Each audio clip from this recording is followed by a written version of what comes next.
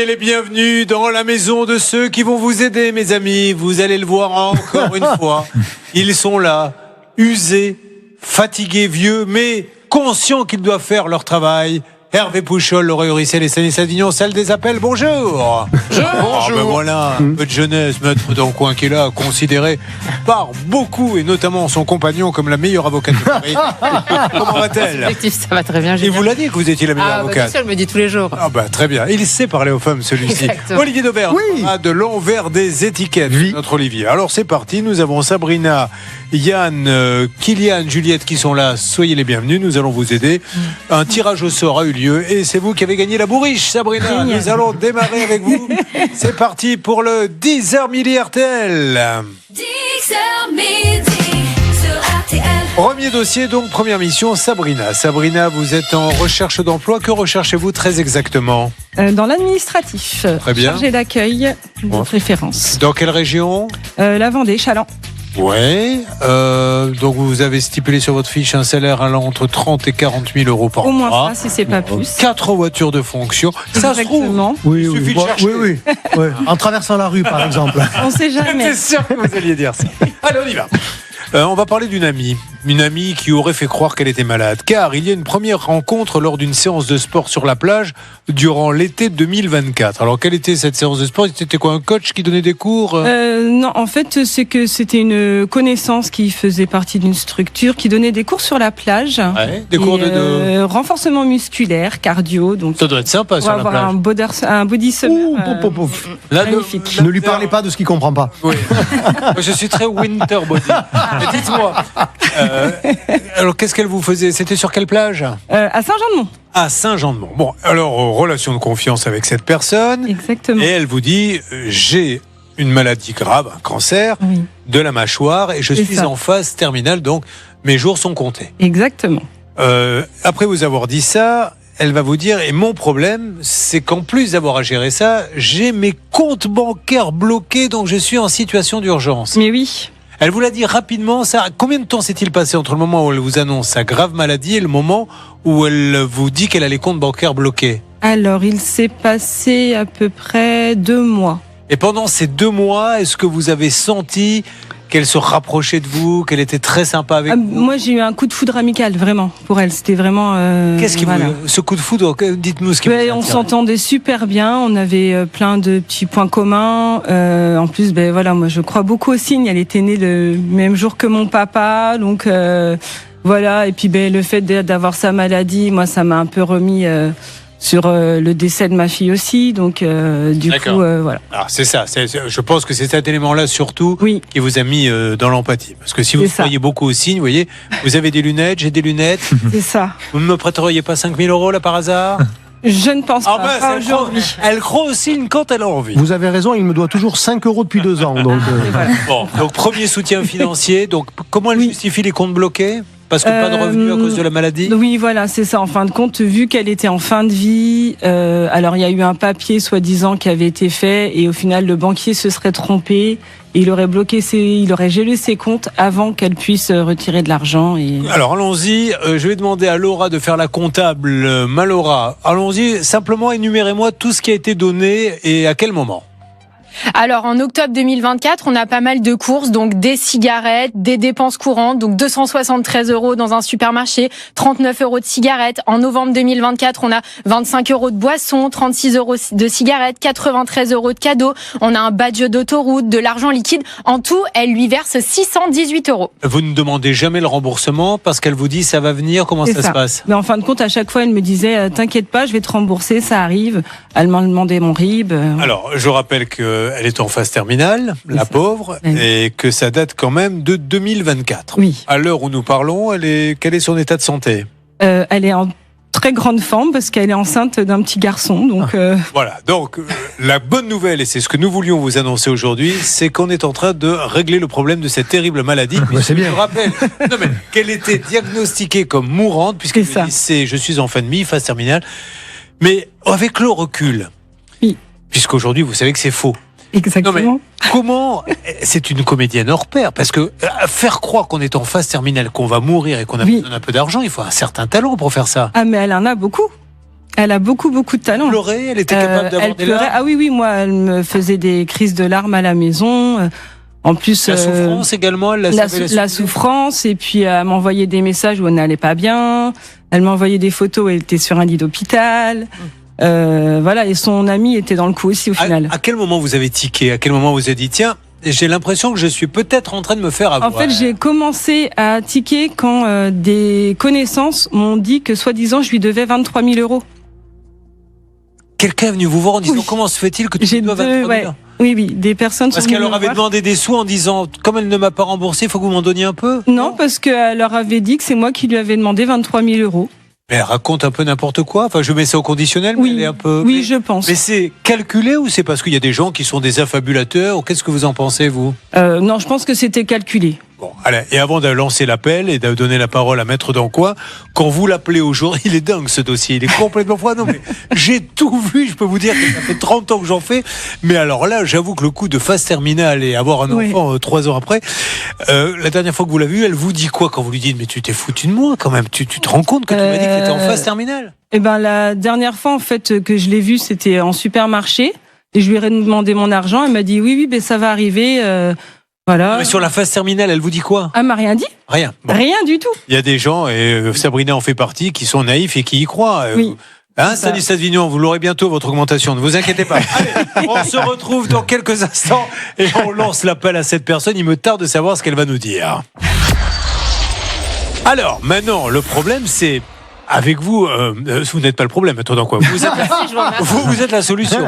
J'essaie. C'est du mensonge, mais est-ce qu'on a le droit? La loi ne nous interdit pas de faire croire qu'on est malade, mais surtout, est-ce que là, il y a des reconnaissances de dette? Qu'est-ce qu'on fait? Alors on est plus sur un aspect pénal, Julien. Effectivement, la loi ne punit pas le mensonge, mais c'est un élément déterminant. C'est-à-dire que c'est constitutif d'une manœuvre frauduleuse. Donc ça vous a permis de remettre les fonds. Elle vous a dit, voilà, j'ai un cancer en phase terminale.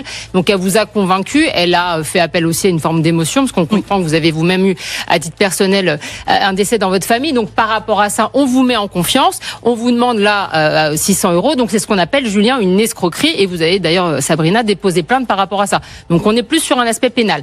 Après, sur l'aspect injonction de payer, j'ai vu que vous aviez fait une procédure, c'est pour ça que je posais la question. Mais là, sur l'aspect civil, ce qui est difficile, c'est d'apporter la preuve. Vous parliez de reconnaissance de dette, il n'y en a pas eu. J'ai pas réellement de texto. Elle dit qu'elle va rembourser, mais on n'a pas tellement d'éléments de preuve. Donc sur l'aspect civil, on ne pourra pas obtenir gain de cause, en tout cas dans ce dossier. Et vous avez récemment de nouveau déposé une plainte au parquet le 9 mars dernier. Donc on espère que ça va aboutir par rapport à ça. Je pense que le juge ne va pas beaucoup aimer les histoires de cancer et compagnie, à mon avis. Exactement. Je pense qu'elle est vraiment jusqu'au boutiste. Vous posiez la question de savoir si elle a calculé. Oui, clairement, elle a calculé. Et c'est vrai, vous parlez aussi de coup de foudre amical.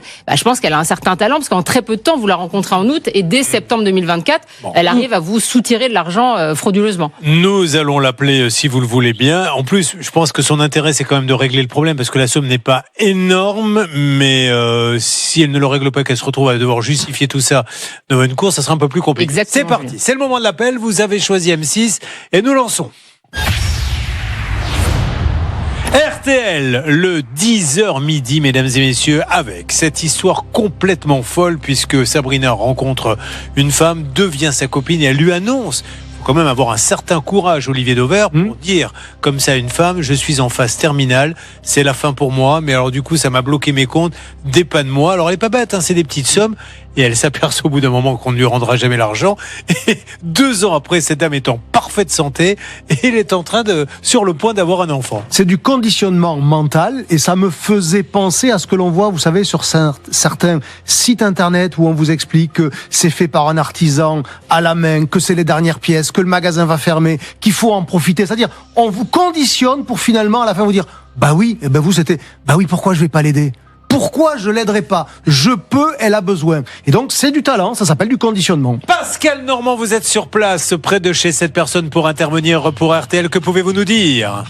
Alors, je suis en effet près du domicile de cette jeune femme. Alors, en fait, c'est un immeuble 4, 5, 6 appartements. Un voisin m'a dit que cet immeuble était en vente actuellement, mais les locataires sont toujours a priori à l'intérieur.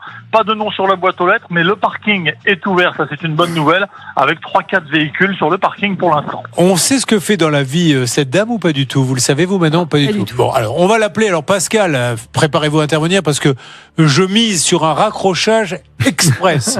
C'est-à-dire que là, c'est Formula One. À mon avis, j'aurais pas fini de dire le B de Courbet que ça va raccrocher parce qu'elle va savoir qu'il va falloir nous donner une histoire et nous en raconter une. On y va, on tente le coup. Qui s'en occupe?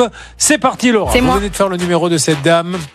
Objectif, donc, récupérer la somme de approximativement combien, s'il vous plaît? 600 €. 600. C'est parti. Espérons qu'elle va nous répondre. Elle n'a pas encore accouché, la dame. Non, je crois pas. Non.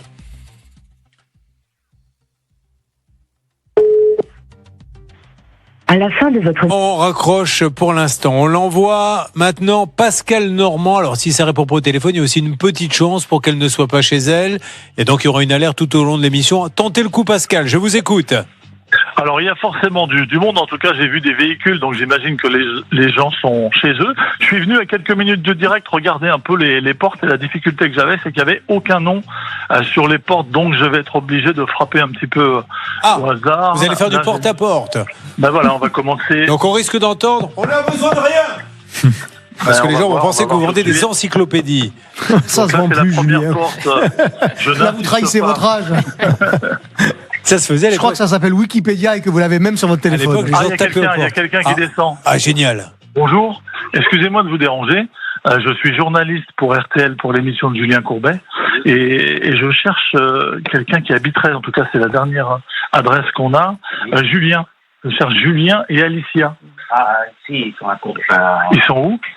C'est quoi le village? Voilà.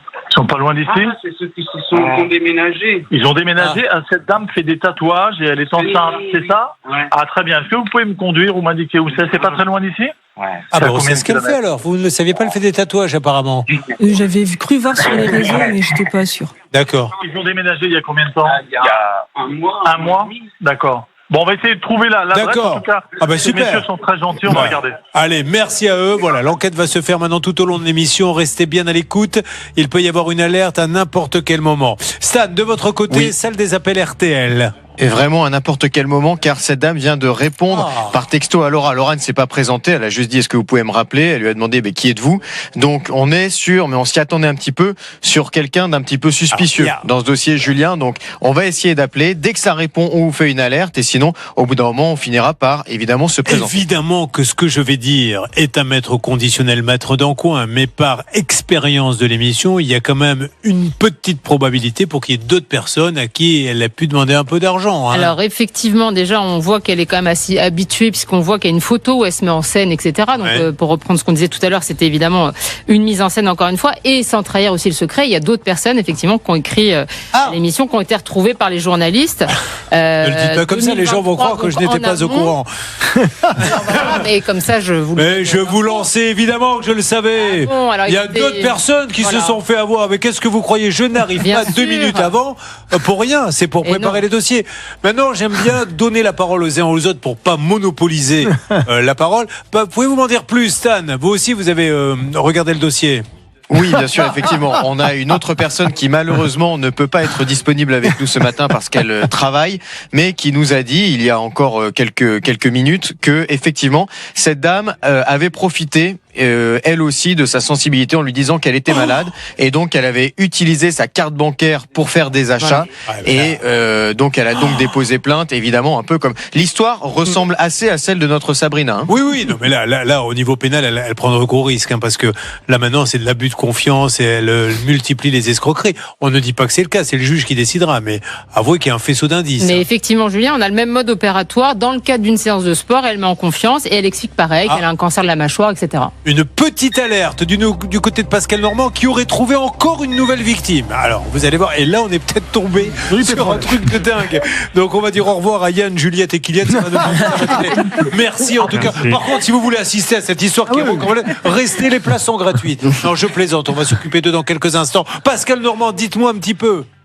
Oui, alors j'ai été très bien reçu dans cette résidence et tout le monde connaît cette femme. Alors la première bonne nouvelle, c'est que j'ai une adresse en Vendée qui se trouve à une quinzaine de kilomètres, donc je vais m'y rendre assez rapidement. Mais je suis avec Mélanie. Bonjour Mélanie. Bonjour. Alors vous avez déménagé cette jeune femme et elle vous mentait régulièrement, c'est ce que vous me disiez tout à l'heure? Alors, moi, j'habite ici depuis 1 an. Je l'ai connue en quelques mois. elle était en situation, on va dire, elle jouait sur son problème de santé, qu'elle avait un cancer grave. Elle est enceinte actuellement. Et est-ce qu'elle vous a demandé de l'argent, vous, personnellement, ou de l'aider financièrement? Elle m'a dit qu'elle avait des problèmes d'argent, mais après, elle m'a pas plus dit que ça. Je voulais pas rentrer dans son sujet. Elle m'a juste dit, aide-moi, parce que j'ai une voiture avec attelage. J'ai fait son déménagement. Donc, merci beaucoup, madame. Après, je peux rien vous dire de plus. Je suis encore en contact avec elle, du coup, mais je ne lui réponds plus. Mais non, elle est très très mythomane. Bon, voilà, c'est bien ce que je disais. Merci Pascal Normand. Il se peut aussi que cette dame, je dis, ça soit une pathologie, hein, j'en sais rien. À vérifier. Restez avec nous, ce dossier va être dingue. Vous avez choisi RTL, c'est le 10h midi. Nous sommes de retour sur RTL avec ces dossiers. C'est fabuleux parce que vous voyez, un dossier démarre et puis petit à petit, il y a des rebondissements. Donc Sabrina tombe sur une femme qui lui dit « Je suis en phase terminale, peux-tu me dépanner, donne-moi un peu d'argent ?» Elle lui donne et puis au bout d'un moment, elle s'aperçoit que la dame n'est pas en si mauvaise santé. D'ailleurs, j'ai une question à vous poser, Sabrina. Ne m'en veuillez pas. Et s'il y a des gens malades qui nous regardent, ils comprendront ma question. Mais est-ce que, au moins physiquement, parce que quand on est malade et qu'on est en phase terminale, on est quand même très affaibli, très amaigri, qu'en est-il ? Non, elle n'était pas amaigrie. Par contre, pour manger, c'était délicat. Enfin, à chaque fois qu'on mangeait ensemble, pour elle, c'était compliqué de manger parce qu'il fallait des choses qui soient très molles. Mais elle faisait du sport sur la plage. Elle n'en faisait pas, elle nous regardait. Ah, elle vous regardait, d'accord. Mais elle avait un vrai problème à la mâchoire, c'est ce qu'on entend quand même. Oui. C'est-à-dire après, le point de départ est peut-être vrai, l'exagération aussi, peut-être. C'est ça. Bon, nous avons une deuxième personne. Quel est le prénom de la personne qui nous a appelé que nous n'avons pas pu prendre au téléphone, s'il vous plaît, Stan ? C'était Manon. Manon qui nous dit, moi. Donc on rappelle Manon, elle lui a soutiré de l'argent également ? Exactement. Alors, elle ne nous a pas précisé combien. D'accord, mais pareil avec l'histoire de la maladie. Et là, on vient de tomber sur Mélanie avec Pascal Normand qui nous dit, moi, j'ai pas donné d'argent, mais je l'ai déménagé quand même parce qu'elle m'a dit, je suis très malade et très affaibli, mais Mélanie nous a dit, elle raconte beaucoup de bêtises. Bon, on avance sur quoi, Stan, s'il vous plaît ? Alors, nous, ici, en salle des appels, cette dame répond par texto à Laura, mais comme on ne se présente pas encore, elle dit, écoutez, je vous connais pas, je ne veux pas vous parler, bonne journée. On ne se présente pas, pourquoi ? Parce que je pense que ça pourrait entraver l'enquête de notre Pascal Normand sur place, qui a peut-être des chances de réussir à nous la passer au téléphone d'ici la fin de l'émission. Donc, ce que je vous propose, c'est qu'on laisse un petit peu de temps à Pascal pour avancer, et si vraiment ça ne donne rien, alors on se présentera et on lui laissera des messages. Obligé à faire le mouton. Vous avez remarqué ? Je voulais parler, c'était mais oui, mais vous le faites tellement bien aussi. Elle a un salon de tatouage apparemment. Alors, on ne sait pas si elle a un salon de tatouage ou si elle tatoue à domicile ou si, en tout cas, comme a priori, elle est enceinte. On ne sait même pas si vraiment elle travaille actuellement. Est-ce qu'elle est en arrêt congé maternité ? On ne sait pas vraiment. Une blague avec Hervé Pouchol. Dites-moi, Hervé, le chien est tatoué ? Taboué ? Non. Et vous répondez oui, il est taboué. C'était ça. Bon. C'était ça la blague d'une caméra cachée qu'on avait vue qui vous avait fait hurler de rire un après-midi entier. Allez, on y va pour un deuxième cas, mais auparavant, Olivier Dauvert est avec nous. Dites-moi. C'est une bonne nouvelle. Pendant qu'il est là, je vous rappelle qu'il n'est pas au bistrot. Alors, nous allons... mais je le connais par cœur. Parler des dentistes. Oui. Il y a des gens qui vous posent des questions sur les dentistes. Oui, parce que c'est une question qui est assez marrante. Tout le monde voit les pubs à la télé, vous savez, des pubs pour des dentifrices ou des produits anti-tarte, que sais-je encore, et avec des gens en blouse blanche, des dentistes. Et donc la question, loin d'être bête, elle est la suivante. Les dentistes que l'on voit dans les pubs, sont-ils de vrais dentistes ? Et sont-ils payés par la marque ? Et disent-ils ce qu'ils pensent vraiment ou pas ? Alors, oui, moi je suis un grand spécialiste des fenêtres. Alors voilà, donc, c'est un peu comme la marmotte, vous savez, et le chocolat. Donc, si la personne en question est présentée comme un dentiste, c'est un dentiste, parce qu'on ne peut pas mentir sur la profession de celui qui est incarné. Et c'est marqué, docteur. Bien sûr, docteur Michel Durand, dentiste. En revanche, est-ce qu'il est payé par la marque et est-ce qu'il dit ce qu'il veut ? Ben oui, il est payé par la marque et non, il ne dit pas ce qu'il veut. Alors, la question est, est-ce qu'il dit le contraire de ce qu'il pense ? Ben j'espère pas quand même, parce que sinon, il va avoir du mal à se regarder dans la glace. Mais est-ce que c'est de la publicité ? Est-ce qu'évidemment, ce qu'il dit est validé par la marque ? La réponse, elle est oui. C'est de la publicité, c'est pas de l'information, il faut pas le mélanger. C'est pas parce qu'il a une blouse blanche que ce qu'il dit est parole d'évangile, même si c'est fait pour ça.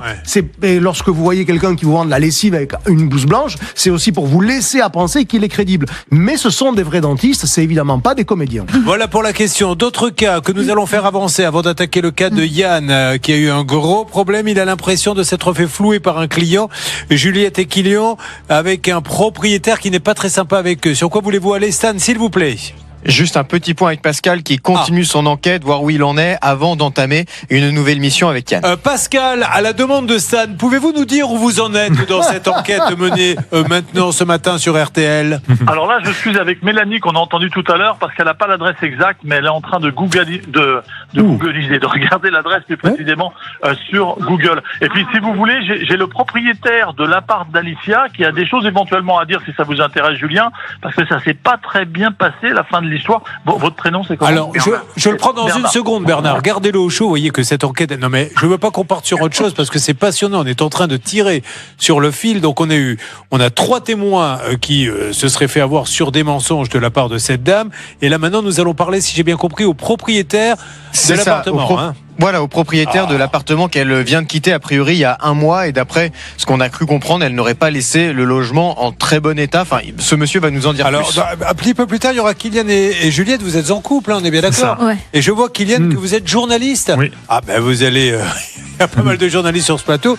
Nous donner votre méthode pour attirer dans vos filets une aussi belle fiancée. Vous l'avez rencontrée où? À Paris, en discothèque. Ah, ben vous allez nous donner le nom de cette discothèque. Voilà. Ah oui, où ça va? Hervé Pouchol, vous êtes libre ce soir?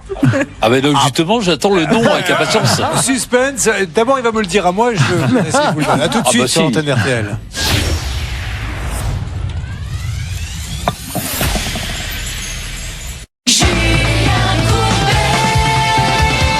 Quand on a un problème et qu'on ne sait plus quoi faire, une équipe est là pour passer l'appel qui peut tout changer. Il nous reste 1h30 pour faire avancer tous les dossiers. Dossier de dingue avec Sabrina pour commencer. C'est le 10h midi RTL. 10h midi sur RTL. Sabrina s'aperçoit qu'un homme donne des cours de sport et de renforcement musculaire sur la plage. Elle y va et là, il y a quelqu'un qui regarde les cours, une dame. C'est elle qui a fait le premier pas vers vous? Comment ça s'est passé la première rencontre? Non, c'est on m'a présenté. D'accord. Voilà. Elles deviennent super copines. Rapidement, l'autre personne lui dit, tu sais, j'ai quelque chose à te dire. J'ai un cancer de la mâchoire. Je suis en phase terminale. C'est un peu la fin pour moi. Malheureusement, mes comptes sont bloqués. Et elle va l'aider. Et des petites dépenses. Tiens, prête-moi. On en est à 600 €. L'enquête continue. On s'aperçoit qu'il y a une deuxième personne qu'on n'a pas pu avoir au téléphone, Stan, qui nous dit, moi aussi, figurez-vous, elle m'a dit qu'elle allait très très mal et je lui ai prêté de l'argent. On ne sait plus combien vous a dit la troisième personne, la deuxième que nous avons eue? Malheureusement, elle ne nous a pas donné le nom, mais elle nous a dit effectivement, elle m'a fait croire aussi qu'elle était malade et elle m'a pris de l'argent sur ma carte bancaire à mon insu. Bon, alors ça, c'est encore plus grave. C'est pas pareil. Oui, allez-y, maître. Oui, on a dans la plainte, il s'agit de Manon, et Manon, elle a déposé plainte et elle fait état d'un préjudice, Julien, de plus de 2500 €, 2517 €. Pris à son insu. Voilà, où on a encore une fois le même mode opératoire et elle dit effectivement qu'elle a utilisé aussi la carte bancaire du petit ami. Vous voyez, Stan, ma méthode journalistique, quand j'ai besoin d'avoir une information, je demande un petit peu tout le monde. Il y en a bien qui connaît la réponse. C'est pourquoi est-ce qu'on est autant dans l'émission, à votre avis? Ça pique les oreilles. Ce qui explique qu'on est très nombreux parce qu'on se dit qu'il y en a bien un qui va connaître la réponse aux questions. Alors, il y en a une troisième qui nous a dit, moi, elle m'a pas donné de sous parce que je suis assez méfiante. Je me suis aperçu qu'elle disait quand même un peu n'importe quoi, mais je l'ai aidé à déménager. Et là, nous sommes avec Pascal Normand, notre envoyé spécial, qui est à la recherche de cette dame sur RTL, mais qui est avec le propriétaire de l'appartement où elle vivait. Qu'a-t-il à nous dire, ce charmant monsieur, mon cher Pascal, sur RTL? Alors c'est Bernard, il est très sympa, il a accueilli donc cette jeune femme avec son conjoint Julien jusqu'au mois de décembre. Bonjour Bernard, c'est ça? Et vous me disiez, ça fait 20 ans que je loue, je n'ai jamais vu ça, c'est-à-dire vous avez vu quoi? C'est simple, on a retiré 3 remorques complètes de détritus. Il y en a encore. C'est de la folie. Ça, c'est la 3e remorque. Et le problème, ce qui s'est passé, c'est que on avait donc l'interdiction d'avoir des animaux dans les appartements pour pas qu'il y ait de problème entre les différents locataires. Et ces personnes m'avaient trompé et mis des chats. Donc non seulement on a enlevé 3 remorques de détritus, mais en plus on a mis 15 jours pour enlever les mauvaises odeurs des chats, et moi j'ai pas pu relouer pendant 1 mois. Voilà. Au niveau des détritus, Bernard, est-ce que on a l'impression d'être quelqu'un qui a une pathologie? Vous savez, il y a des gens qu'on a pas du tout. Des collections. C'est pas du tout le cas, non? Ah, pas du tout. Non. Il y avait une quinzaine de pots de Nutella sous le lit. Ça n'a rien à voir. Ah, tout est normal. Hein, Non, ça va mais- peut-être faire sourire, mais... Ouais, non, mais c'est pas un collectionneur au sens, mais il y avait des déchets, les poubelles qui Ah, mais débordaient. il y avait des déchets de toute nature, Ouais. y compris de la nourriture, des saletés de tout, du linge, tout ce qu'on peut trouver Et dans une maison. ils vivaient à On deux, dirait- donc ils étaient deux à tolérer ça. Ah bah oui, et puis les chats, parce que normalement il y avait 2 chats qui étaient interdits, mais qui m'ont laissé un état. Alors naturellement, moi j'ai un canapé qui a été détruit parce que les chats l'ont Avec les griffes. esquinté. Hein, j'ai gardé la caution parce qu'ils sont partis à la cloche de bois. Mais Ah oui, c'est ce que j'allais vous demander. C'est-à-dire que du jour au lendemain, ils ont quitté l'appartement sans nouvelles. Ben, ils sont partis avec ce qu'on appelle à la cloche de bois. Oui, mais alors comment avez-vous fait? Parce qu'après le bail, il faut arriver à le résilier. Comment vous avez fait administrativement? Ah ben moi, de toute façon, pour l'instant, j'ai rien fait. Donc théoriquement, Ouais, ils ouais. sont encore propres. Ils sont encore locataires. Moi, je pense, je le dis comme ça, mettre dans le coin, il y a quand même un petit, il y a une question psychologique qu'on peut se poser. Quelqu'un qui accumule les ordures, qui raconte n'importe quoi et tout, c'est une question qu'on est en droit de se poser en tout cas. Hein. Et oui, on pense tout de suite, et on en a parlé, au fait qu'elle était peut-être diogène. Alors moi, je parle de ça, c'est effectivement le fait d'accumuler. On a des fois des dossiers, Julien, où dans une copropriété, c'est tellement nauséabond, on a tellement d'odeurs qu'on peut effectivement faire des actions. Ça, c'est un premier point. Et deuxième point quand même, il faudra faire acter par un commissaire de justice le départ, parce qu'il ne s'agit pas que ce propriétaire se trouve embêté. Alors lui, il a rien demandé. On est allé le Non, voir bien sûr. simplement, et elle n'est pas Diogène. Elle est du 85. Nous allons donc avancer. Pascal, votre enquête continue là-bas sur RTL. Oui, tout à fait. J'ai l'adresse exacte qui se trouve à une quinzaine de minutes. C'est l'air de rien. Je vous donne des nouvelles. Restez avec nous, c'est le 10-14 RTL. Dans quelques instants, nous allons avoir Yann. Une nouvelle question posée à Olivier Dauvert. Je vois des pots de yaourt de 110 grammes. Je croyais que la bonne taille, c'était 125 grammes. Bonne observation et bonne question. La norme sur les pots de yaourt, historiquement, c'est effectivement 125 grammes, parce que pendant très longtemps, les produits ont été normés. Le conditionnement des produits était normé. Le beurre, la plaquette, ça faisait 250 grammes. Le yaourt, ça faisait 125 grammes. Et depuis une vingtaine d'années, en fait, les industriels ont le droit de mettre ce qu'ils veulent, tant que, évidemment, c'est affiché. Ça veut dire que si la plaquette de beurre fait 200 grammes, il faut marquer 200 et pas 250, mais il n'y a plus cette obligation d'utiliser des formats spécifiques pour les catégories de produits. Donc, un pot de yaourt peut très bien faire 110 grammes. Il peut même, écoutez bien, faire la même taille que le 125 grammes, mais moins rempli, pour donner l'apparence qu'il est comme avant. Et donc, ça s'appelle la liberté des industriels. Évidemment, il faut juste qu'ils mettent le bon grammage sur le pot, mais cette observation est une bonne observation. On voit effectivement désormais des pots de yaourt de 110 grammes. Avec cette fameuse shrinkflation dont vous nous parlez, ils le font de plus en plus. Bien sûr, parce que si vous prenez un pot de yaourt de 125 grammes, vous enlevez même que 5 grammes, soyons fous. 5 grammes, vous allez peut-être même pas le voir à l'œil. Oui, bien sûr. Sauf que 5 grammes multiplié par 1 million de pots de yaourt qui peut sortir de l'usine tous les jours, vous entendez bien, ça fait quand même vite de l'argent. Pour le liquide, vous enlevez un dé à coudre sur une bouteille de 2 litres de soda, vous ne vous en apercevez pas. C'est pour ça que vous avez aujourd'hui parfois des bouteilles de jus d'orange au rayon frais qui font que 90 centilitres et non pas 1 litre, alors que la même marque au rayon liquide classique étant 1 litre. Et donc en fait, 90 centilitres, qui voit vraiment cet écart-là à l'œil nu? Pas grand monde. En parlant de shrinkflation, je me demande, Stan, là on fait 10h midi sur RTL. Si on arrête à 11h59, est-ce qu'il va vraiment s'en apercevoir, la direction? On serait payé le même prix, on fait 1 minute de moins. Qu'est-ce que vous en pensez? Bon, on est bien d'accord. Alors le problème, c'est s'il y a 1 minute de blanc à l'antenne, évidemment, peut-être que les auditeurs, eux, vont s'en Vous apercevoir. savez qu'il y a un système, d'ailleurs, si un jour vous entendez tout d'un coup de la musique classique ou quoi, je crois qu'il y a un système à la radio qui fait que quand il y a un blanc, si j'arrête de parler pendant 10-20 secondes qu'il y a un blanc, il y a un système automatique qui envoie de la musique. Vous connaissez ça, Kylian? Oui. Vous êtes journaliste radio, télé et presse? Télé. Vous êtes pour un freelance? Oui, exactement. Et vous avez déjà travaillé pour M6? Non. Ah, non. Très bien. Mais j'ai ramené mon CV. Ah. Vous l'avez amené? Bon, on va le détailler tout à l'heure. On va vous dire si vous On lui faites fera passer l'affaire. un petit entretien, peut-être, en live. On va même lui faire passer, Stan, un entretien d'embauche. Ça, est-ce que ça vous plairait de porter une chemise bleue dans une salle de négociation? Oh, je crois que c'est ce monsieur Un là-bas. poste pourrait se libérer pour ceux qui sont avec nous sur Facebook. Stan a une tenue réglementaire. Il a sa chemise bleue tous les jours. classique. Allez, on est sur RTL. On est là pour vous aider. On continue. Merci d'être là. 10h midi en ce vendredi. Publicité quand même, parce que vous êtes l'un des meilleurs garages de la région. Donc il est vraiment à Aversac. Hasbrook. Ah, le garage de Hasbrook. Ça commence bien la pub. Alors, oui, très bien. Quelle adresse exactement? 104 rue de Terouanne. Alors, très bien. Alors, vous allez faire la grosse voix. Vous donnez le nom du garage, Hervé Pouchol. L'atelier by Yann.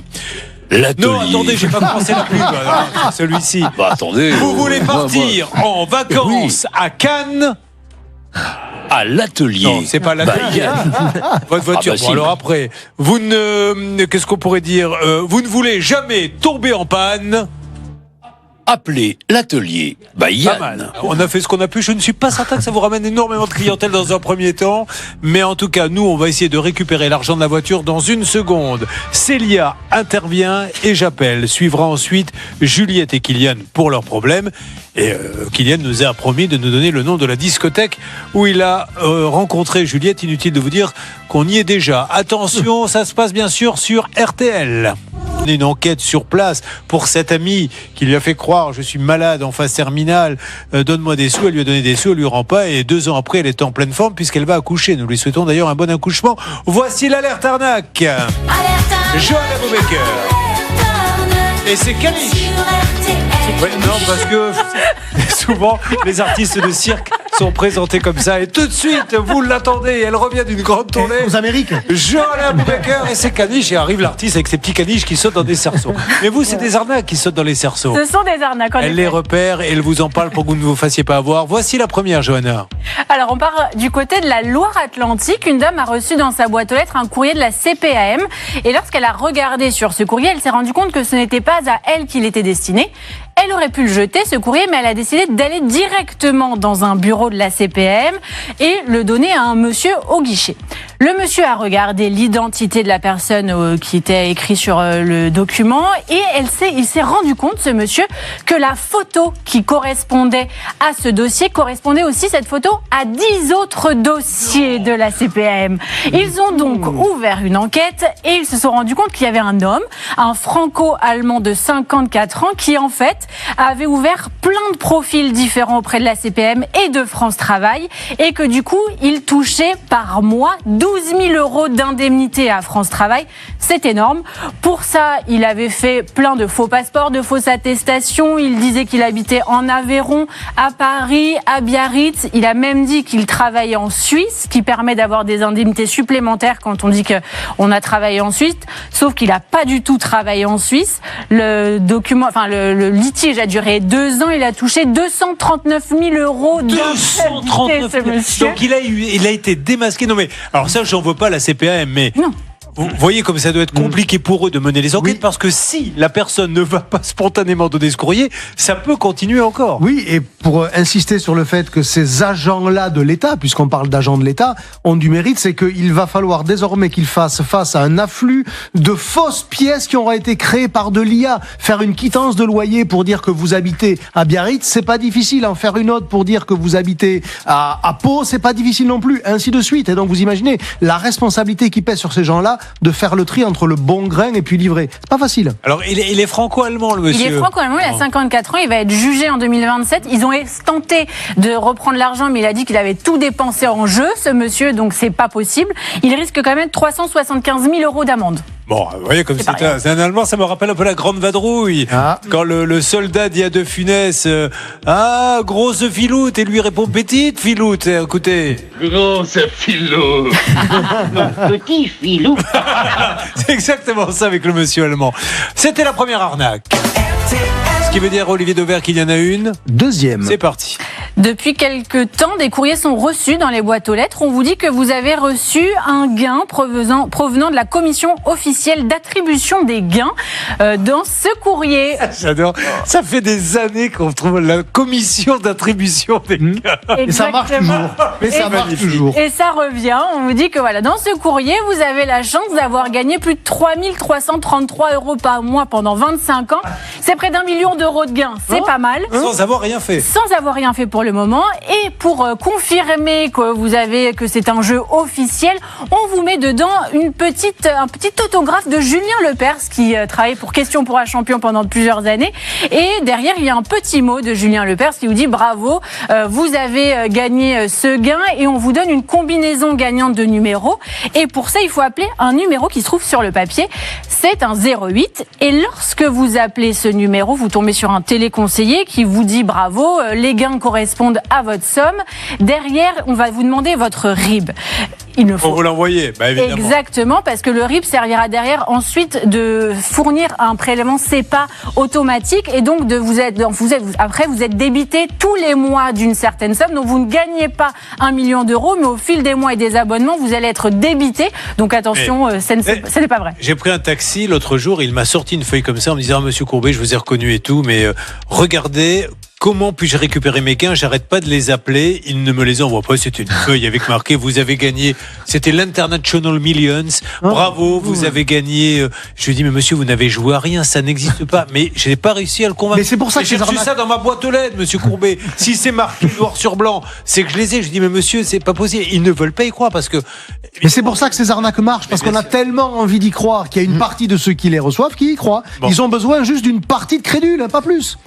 Dis donc, bonjour l'explication, troisième arnaque. Johanna. À Perpignan, il y avait une boutique qui avait ouvert depuis 2018. C'est une boutique pour vendre de l'or ou faire du rachat d'or. Elle avait pignon sur rue, cette boutique. Il y avait beaucoup de reventes, de la belle déco, plein de pièces. Donc, beaucoup de personnes ont été achetées des pièces d'or pour investir. On leur faisait signer un contrat avec un rendement de 20% normalement sur l'or. Une dame a acheté donc 2 pièces d'or. Elle a déboursé 200 000 euros. Et malheureusement, au bout d'un moment, elle tentait d'avoir des explications par le vendeur. En fait, elle demandait à quel moment il allait avoir un rendement sur ces pièces d'or. Elle a donc fait estimer, elle avait plus de nouvelles de ce commerçant, elle a fait estimer ces pièces. Elles ne valaient que 45 000 euros. C'est quand même une somme, mais c'est beaucoup moins que 200 000 euros investis. Et surtout, elle s'est rendue compte qu'elle n'était pas du tout la seule à être arnaquée par cette boutique d'or. Il y a près de 60 victimes pour près de 5 millions d'euros de préjudice pour ces pièces d'or. Donc le gérant a été arrêté, il a été mis en examen, la boutique a fermé, mais malheureusement, les gens se retrouvent un peu floués. Bon, écoutez, Johanna, tous les vendredis, vous savez qu'il y a un plan d'économie dans toutes les télés, les radios, tous les groupes médias pour essayer de faire qu'est-ce que vous nous annoncez là ? Mais qu'on ne peut plus passer le jingle qui coûte des droits d'auteur, que je dois le faire moi-même, je suis désolé. Alerte arnaque sur RTL. Voilà, on a gagné un petit peu. Je peux le faire pour moins cher, mais faux.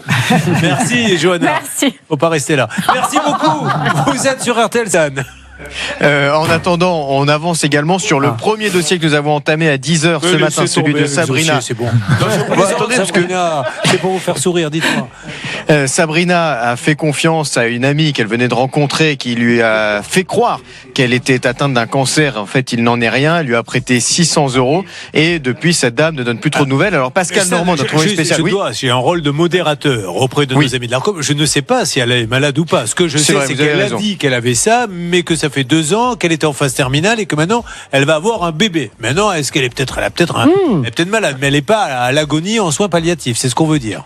Tout à fait. Du moins, nous avons plusieurs témoignages de gens qui nous disent qu'ils lui ont prêté de l'argent et qu'ils ont l'impression de s'être fait avoir. Alors, Pascal Normand s'est rendu sur place et on a découvert qu'apparemment, cette dame avait quitté son logement très récemment à la Cloche de Bois. On a même eu le propriétaire qui nous a dit qu'elle avait laissé l'appartement dans un état indécent et Pascal a réussi à récupérer une nouvelle adresse. Il a fait la route et il est actuellement devant. Il peut aller sonner en direct sur RTL pour voir si cette dame habite bien. Allez, c'est parti, c'est à vous de jouer. Pascal Normand, si vous voulez nous donner quelques détails sur votre enquête pour RTL 10h midi.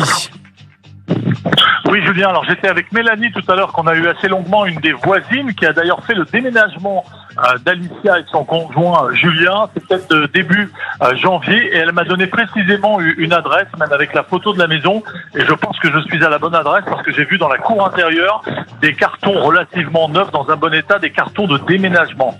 Alors là, sur la boîte aux lettres, je suis à il y a une vingtaine de minutes d'où j'étais tout à l'heure, c'est-à-dire Saint-Hilaire-d'Orier. Sur la boîte aux lettres, ça c'est un peu comme d'habitude, toujours pas de nom. Ça a l'air assez calme. Il y a une porte avec le volet à moitié fermé. Je vais quand même pouvoir frapper. En Ça n'a pas beaucoup d'activité. Ça fait une quinzaine de minutes que je suis devant la maison. C'est une toute petite maison dans un petit village. On va écouter ensemble pour voir si ça répond. Y a quelqu'un? Bon, je me permets. Non, il n'y a rien du tout. Rien. Il n'y a personne. Si, Bon, on lui laisse un message. Alicia? Oui, bonjour, génial. excusez-moi de vous déranger. Je suis Pascal. Vous pouvez m'écouter? Oui. Alors, elle se recouvre parce qu'elle était légèrement dévêtue, donc je vais respecter son intimité et rester sur le palier de la c'est porte. la moindre des choses. Oui. Alors, Alicia, Pascal, je suis journaliste pour l'émission de Julien Courbet sur RTL. Et en fait, si je suis là, c'est parce qu'on a Sabrina en plateau. Vous lui avez demandé 618 € et en plusieurs fois, en expliquant que vous étiez malade. Vous pouvez nous dire un mot, s'il vous plaît? Ah ben, elle m'a claqué la porte. Bon, alors on lui laisse un message. Bon, là maintenant, cette dame, elle sait. Hein, donc elle risque. Vous avez votre portable avec vous, elle risque de vous appeler. Je vais lui demander. Il est pas sur. Il est bloqué. Ah oui, il aurait débloqué. Allez-y. Je laisse un message. C'est tellement facile de dire non, allez, au revoir. Mais bon, on donne pas d'explication. Là, je vais pouvoir lui en donner une. En tout cas, lui dire ce qui se passe. À la fin de votre message, si vous souhaitez le modifier, tapez dièse. Oui, bonjour, message pour Alicia, je suis Julien Courbet, nous sommes en train de faire l'émission Ça peut vous arriver sur la radio RTL. Alicia, je me permets de vous appeler pour vous expliquer ce que nous faisons sur l'antenne, de manière à ce que vous ne disiez pas après, vous avez dit n'importe quoi, je n'ai pas pu réagir, donc nous sommes venus vous voir, puisque Pascal a tapé il y a quelques instants pour vous expliquer la situation, et je vous la donne également.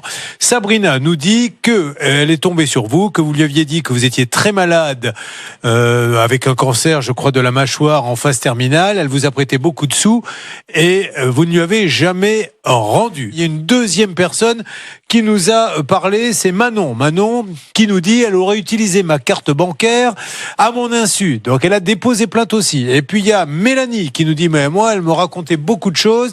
Elle a fait le déménagement. Et puis il y a le propriétaire de l'appartement que vous avez quitté qui dit elle m'a laissé un dépotoir. Ils sont partis à la cloche de bois sans prévenir.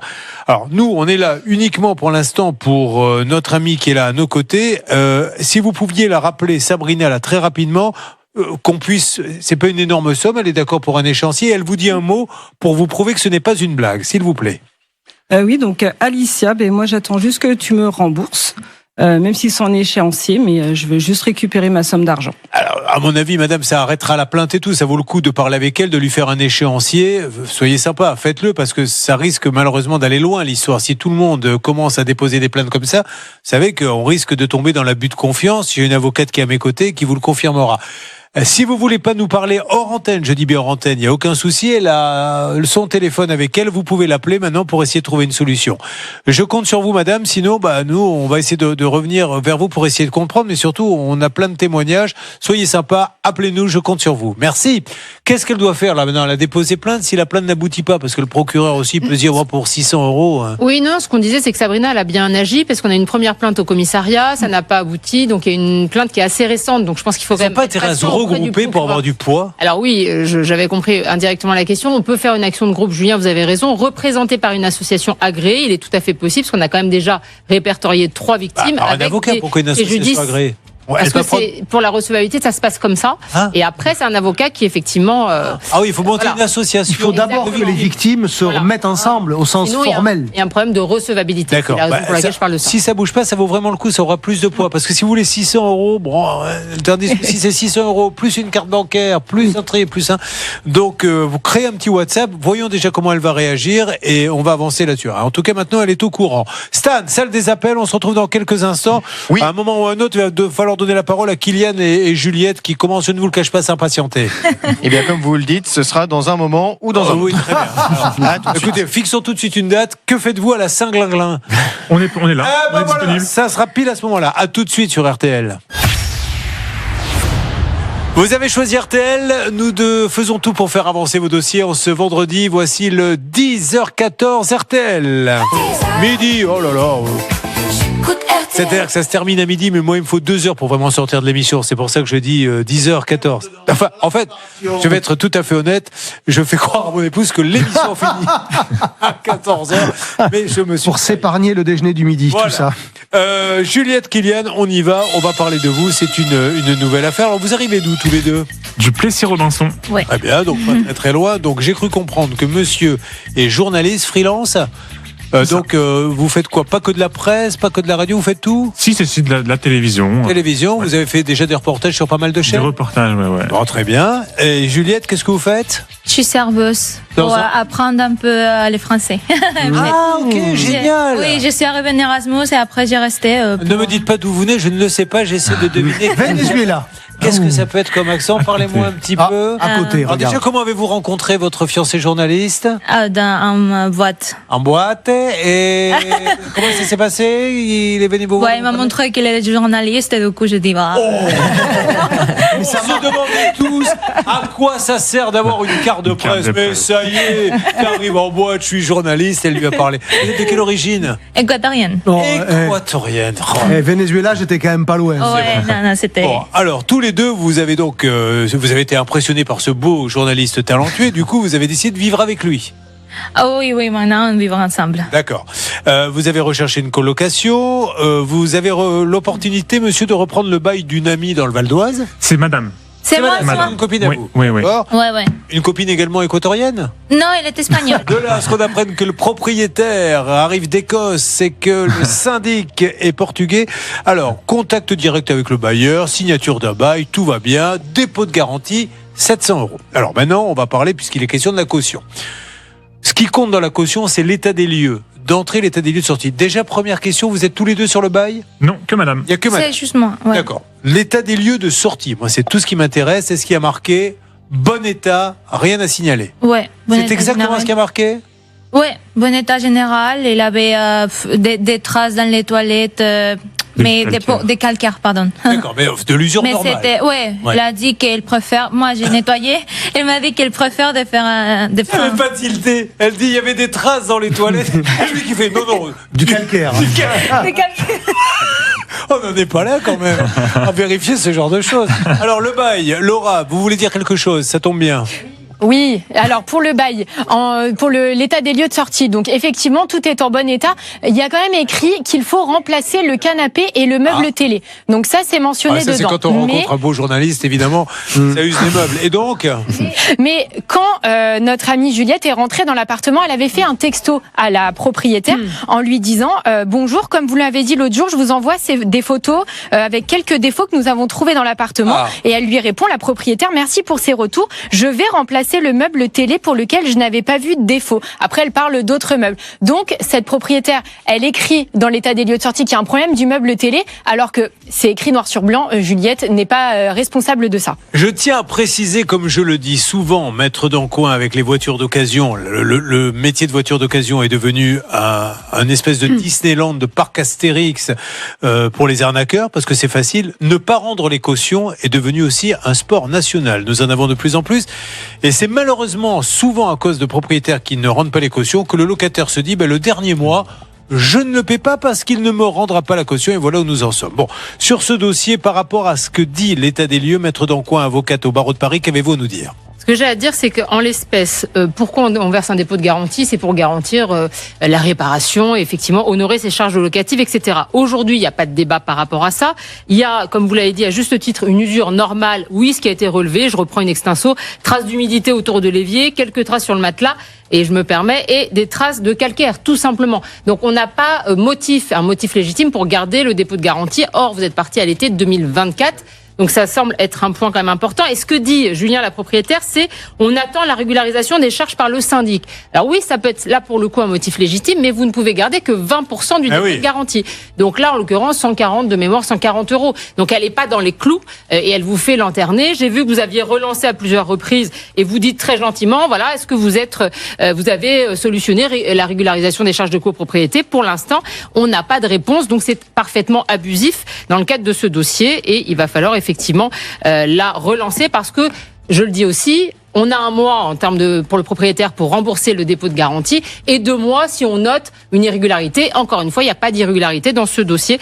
Donc, cette rétention est abusive pour moi. Oh, la clarté dans les propos, mais vous voyez, par rapport aux autres avocats, vous voyez, quand on lit le dossier, c'est toujours mieux. Alors, allons, qu'est-ce qui se passe-t-il? Alerte! Pardon, Julien, une alerte. Nous allons appeler ce propriétaire dans un instant, mais là, du côté de Pascal Normand, sur le dossier numéro 1, Sabrina, qui a prêté 600 € à une dame. Pascal a été à sa rencontre tout à l'heure, elle lui a claqué la porte au nez. J'ai l'impression qu'il se passe des choses sur le terrain. Pascal, dites-moi, RTL.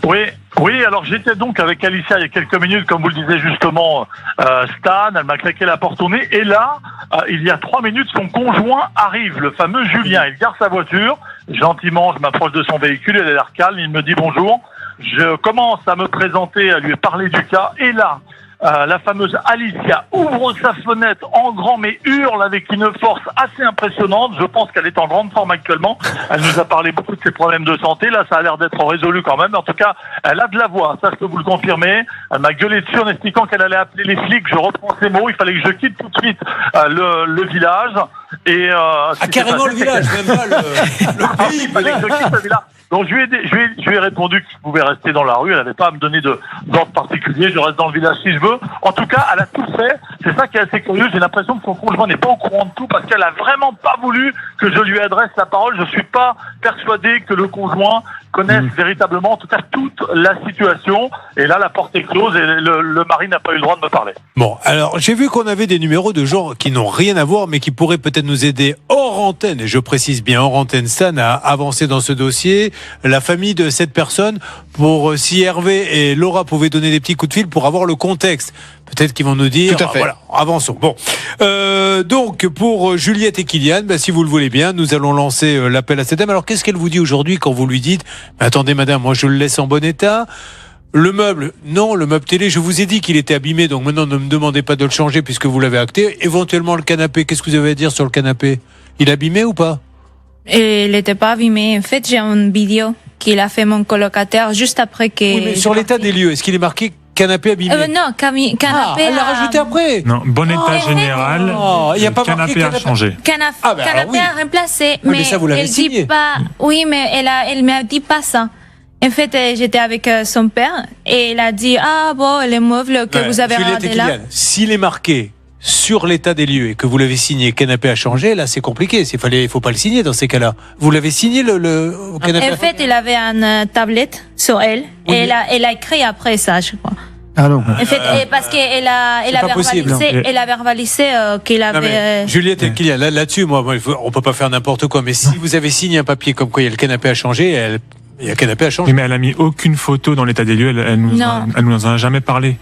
Non, mais à l'état des lieux de sortie, vous l'avez sorti.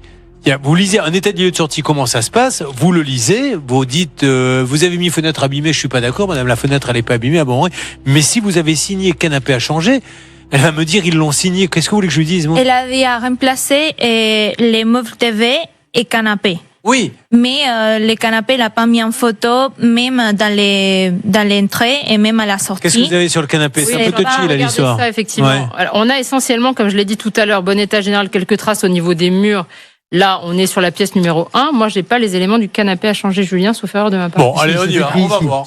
Alors, c'est marqué. Bon état général. Alors, pour le séjour, parce qu'en fait, il y a un état des lieux par pièce, Julien.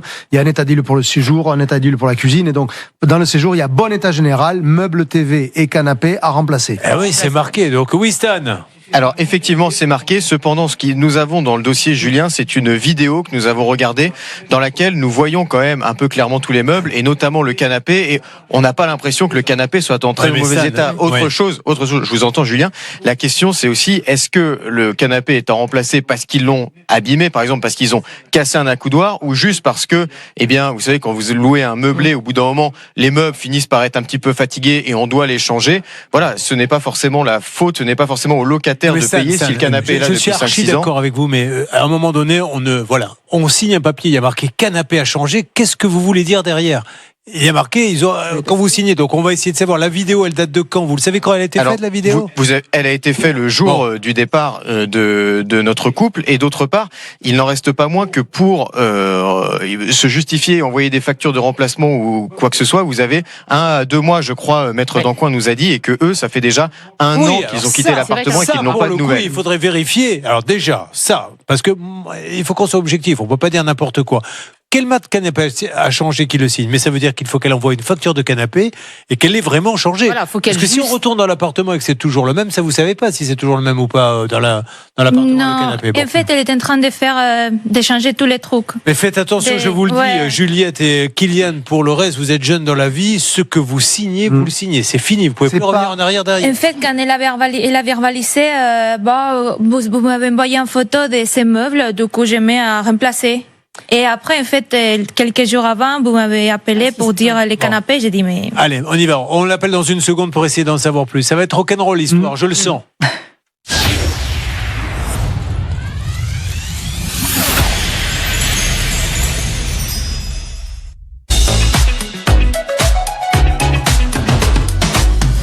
Alors, nous allons appeler cette dame, parce qu'il faut être totalement objectif, mais...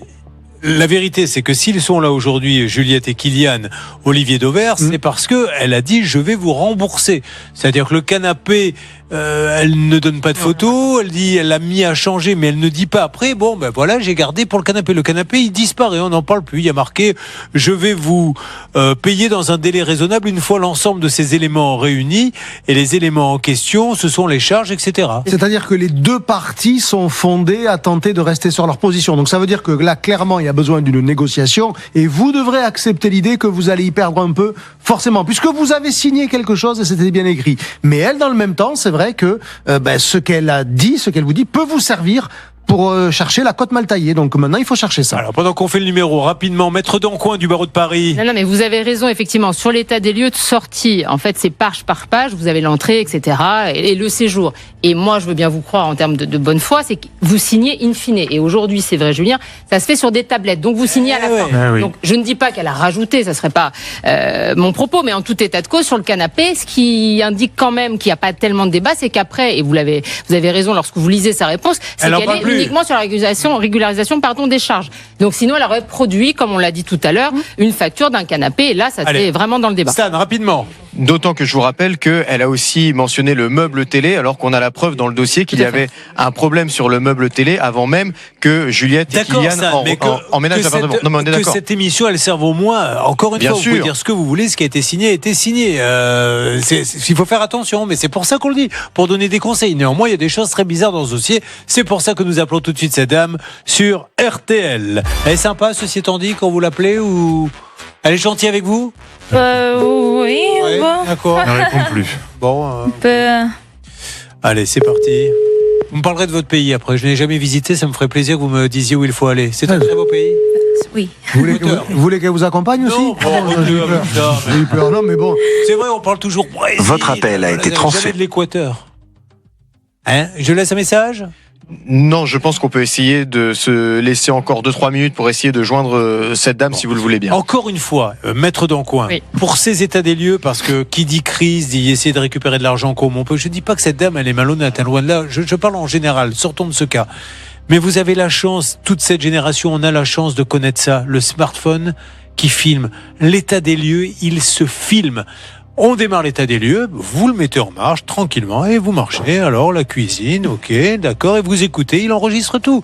Et là après, vous ressortez la bande quand elle vous dit ah oui mais c'est dans un état lamentable et compagnie, madame, je suis désolé, regardez. Faites-le, il n'y a aucun souci, ça vaut de l'or ça. Et c'est vrai que ça a été fait dans ce dossier, que c'est vrai qu'il y a quand même un bémol par rapport à l'état du canapé, on estime qu'il n'est pas défectueux. Bon, Olivier Dauvert est avec nous, le temps que ça se décante et qu'on arrive à voir cette dame. Olivier, beaucoup de questions vous sont posées. Dites-moi, les tomates je crois abîmées. Allez, par exemple, donc ça c'est Sandrine qui me dit j'étais en caisse de mon supermarché, le sachet de tomates, écoutez bien parce que ça a son importance, avait été scanné par la caissière. Je me suis rendu compte que l'une des tomates était abîmée. J'ai voulu aller la changer. On me l'a refusé. Est-ce que j'étais dans mon droit ou pas? Et c'est un point vraiment de droit. C'est à quel moment la transaction se conclut-elle? Au moment où la caissière a scanné ou au moment où j'ai payé? En réalité, je parle sous le contrôle de Maître Dancoing. Je pense que c'est au moment où on paye que la transaction se conclut. Donc ça veut dire que tant que j'ai pas payé, je peux encore changer une tomate dont je me suis aperçu un peu tard qu'elle était abîmée, que je voulais la changer. Donc vous voyez, alors on peut faire et du droit et de la conso dans la même question. Le bon sens commercial aurait quand même voulu que la caissière dise, mais bien sûr madame, allez changer votre tomate. C'est dommage de devoir en arriver à une question de droit, alors que du bon sens commercial aurait pu répondre comme je l'ai fait dans cet exemple-là. En parlant de bon sens commercial, il y a quelque temps, je suis dans une supérette dans le sud-ouest et je suis à la caisse. Et donc la caissière est en face de moi et dans mon dos, il y a une jeune femme qui travaille pour la supérette qui est sur un escabeau en train de faire du rangement. Je crois que c'était des paquets de céréales. Et elle dit à la caissière qui visiblement est sa supérieure, puisqu'elle était à la caisse et elle doit être aussi peut-être la gérante ou quoi. Tiens, regarde, ce paquet, il est déchiré. Effectivement, le paquet était déchiré. Je me retourne, je le vois. Je le mets à la poubelle? Non! Tu le mets dans l'autre sens, le client ne le verra pas. Et là, elle me regarde et fait... Ah, c'est jeune. Excellent. Et j'ai dit, mais bravo madame, elle m'a pas reconnu, mais j'ai dit, j'ai failli l'inviter dans l'émission. Il s'agissait pas de le jeter, bien évidemment, mais elle aurait fait moins 20%, et comme ça, tout le monde était content. L'autre, elle était gentille, elle disait, je vais à la poubelle, mais non, tu le retournes, ils ne s'en apercevront pas. Ces couillons-là, je crois qu'elle avait rajouté ces couillons-là. Oui, non, elle a pas en dit vous ça. regardant, non? Ça n'a pas cette anecdote, et je dois dire que ces anecdotes, quand même, donnent beaucoup de relief à l'émission. Mais elle était pas mal, parce que je l'avais jamais entendue, celle-là. Ce qui est assez original. Vous êtes en train de dire que je répète souvent les mêmes anecdotes? Non, attendez, je me permettrai pas, enfin. C'est pas mon genre. Sur les réseaux sociaux, en direct, quelqu'un avait commenté, alors je l'avais vu qu'après, et allez, il repart avec son anecdote de match. Ça faisait 17 fois que je racontais la même. Alors allez-y, dites-moi. On est toujours sur le dossier de Juliette et Kylian pour ce dépôt de garantie dans cet appartement. La propriétaire nous a répondu par texto qu'elle n'était pas disponible actuellement, donc on est en train de se présenter par message. On essaye également d'avoir le témoignage de Lucia. Si j'ai bien compris, Lucia, c'est l'amie de Juliette qui était dans l'appartement avant que Juliette emménage. C'est l'amie espagnole dont elle nous parlait tout à l'heure. Et d'après ce que nous dit Juliette, elle non plus n'a pas réussi à récupérer son dépôt de garantie une fois qu'elle a quitté l'appartement. Donc vous voyez, là il y a peut-être un faisceau d'indices. C'est pour ça que nous essayons d'avoir évidemment son témoignage sur RTL. Je vous le dis, les cautions, ça devient un sport. Si vous voulez garder de l'argent, franchement, ça, je n'exagère pas en disant qu'on va en avoir une par jour caution non rendue. Sans aucun problème. C'est Julien. pour ça que vous devez, et si vous filmez, je peux vous dire que vous mettez une pression, Maître Dancoing, sur le propriétaire qui se dit je vais pas pouvoir leur faire à l'envers. Et faites-le parce qu'après il peut tout trouver, tout dire quoi. Oui, il faut compléter effectivement encore une fois l'état des lieux. C'est contradictoire, c'est très bien. Il faut regarder dans le détail page par page et en filmant, vous corroborez finalement ce qui est décrit dans l'état des lieux. Alors cette personne, elle veut nous parler ou pas du tout, Stan? On essaye de la joindre. Ce n'est pas évident puisqu'elle est en Espagne actuellement. Elle vit en Espagne apparemment, donc c'est un petit peu compliqué de l'avoir au téléphone, mais je pense qu'on l'aura d'ici la fin de l'émission. On va se retrouver dans quelques instants. Alors juste un mot, l'Équateur, où est-ce qu'on va? Qu'est-ce qu'il y a? Montagne, il y a Et il a de campagne, tout. il y a de tout. Mais par contre, moi, j'ai grandi à l'Espagne. Ah, vous n'avez pas grandi en Équateur? Non. Ben, on va appeler l'Espagnol pour qu'elle nous parle de l'Équateur. La dame d'Équateur ne connaît que l'Espagne. C'est très compliqué comme émission. J'essaie de m'accrocher, mais c'est pas facile aujourd'hui. Bon, dis donc, on s'internationalise. C'est parti, on se retrouve dans quelques instants. Je découvre des choses au fur et à mesure, mais nous avançons sur les dossiers. Pour Sabrina, Pascal est toujours en vie, Pascal Normand? Oui, tout à fait. Alors, je suis devant le domicile de cette dame Alicia qui a tout fait pour que je ne m'adresse pas à son mari, ce qui me fait dire que elle lui cache peut-être une partie de la vérité. Ça, on n'en sait rien, Pascal. Oui, non, c'est une supposition, vous avez raison de le signaler. Elle m'a quand même dit en criant tout à l'heure, j'ai omis de vous le dire, je répète un texto, elle m'emmerde cette Sabrina. Je lui ai proposé un échéancier où j'ai cru deviner voilà ce qu'elle disait. Elle m'a parlé d'échéancier, mais elle hurlait. Donc a priori, elle aurait déjà, c'est ce qu'elle dit, proposé un échéancier. C'est vrai? Ah non. Jamais. Jamais. Elle n'est pas la seule à avoir des problèmes. Bon, on avance, on se retrouve dans une seconde. RTL, le 10h midi. Nous sommes sur RTL, c'est le 10h midi. Alors, je rappelle qu'il y a 3 cas de dingue. Vous avez vu la conversation qu'on a eue avec Yann et le garage. Sabrina et cette dame qui hurle sur Pascal Normand. Juliette et Kylian, on essaie d'avoir la propriétaire concernant la caution. Sur quoi voulez-vous aller, Stan? Alors, sur le cas de la propriétaire, justement, concernant la caution, on sait que cette dame a son téléphone qui est allumé puisqu'elle lit nos textos.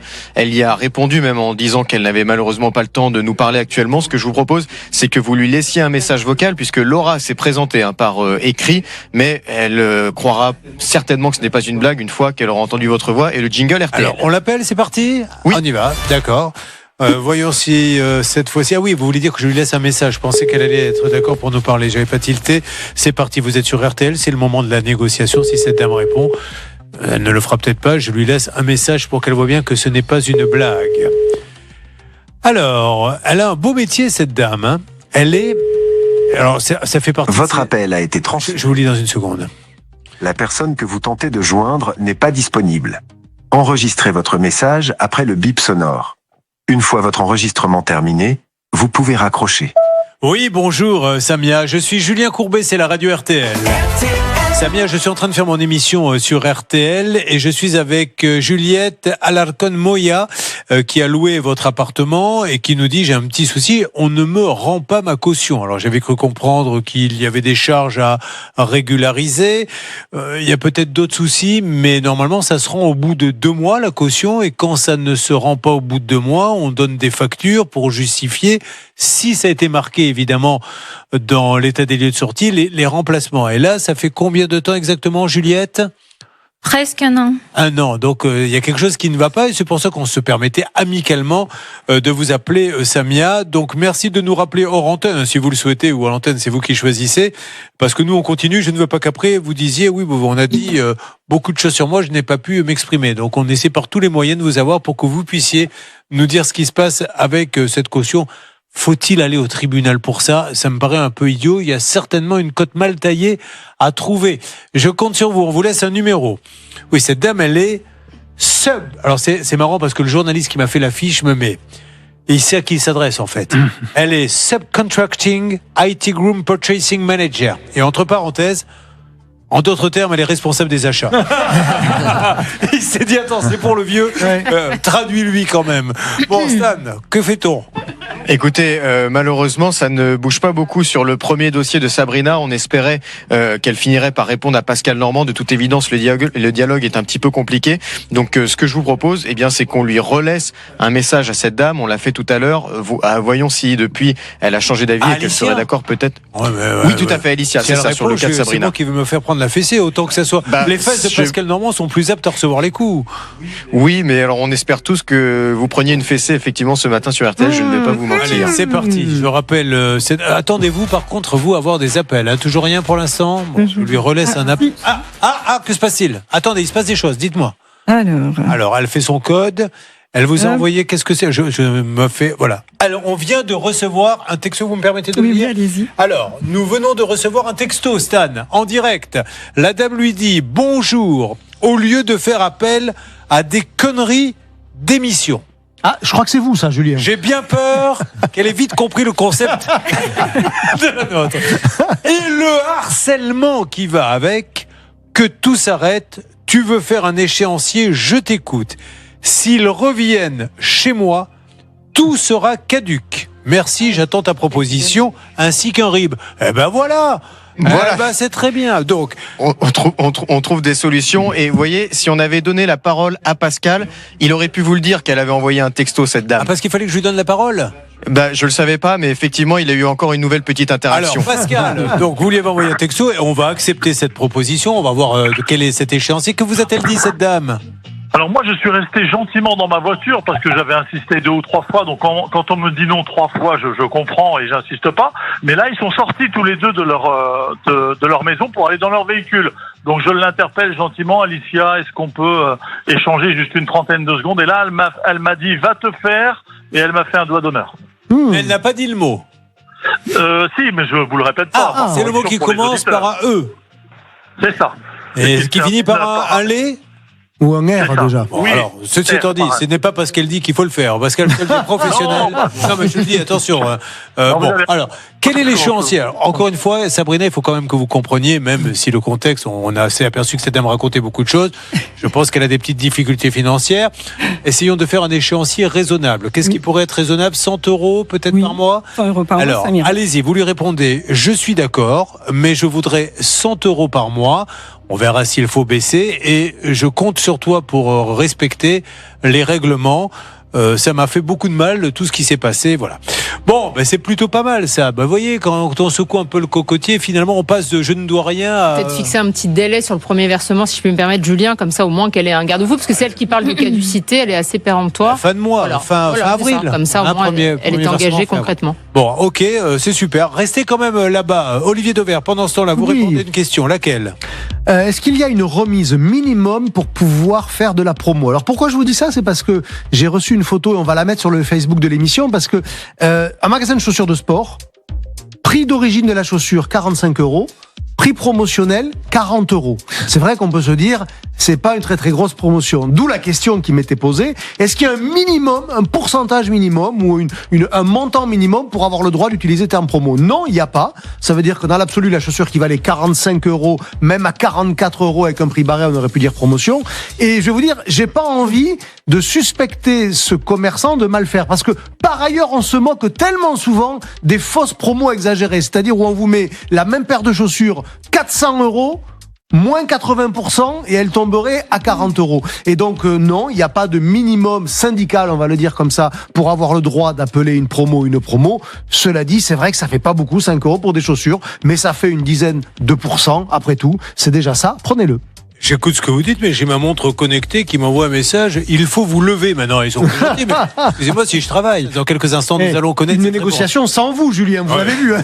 C'est peut-être les meilleurs. réponse. Et le pire, c'est qu'elle va marcher. Eh oui, c'est ça qui est formidable. Allez, on avance, mais c'est une émission de fou. Hein. Là, Stan, je vous félicite parce que on a des cas. Alors, il faut avoir Samia hein, maintenant d'une manière ou d'une autre. On va voir comment nous allons pouvoir avancer. N'hésitez pas à nous contacter, quel que soit votre souci. C'est ça peut vous arriver @rtl.fr. Et voyons maintenant, puisqu'il n'y a plus que sur le cas de Samia où il nous faut trouver une solution. Si dans le Money Time, là, les dernières secondes, il se passe pas quelque chose. La réponse est arrivée. Oui. Alors, vous allez suspense. Qu'a-t-elle répondu? Dans quelques instants, c'est sur l'antenne d'RTL.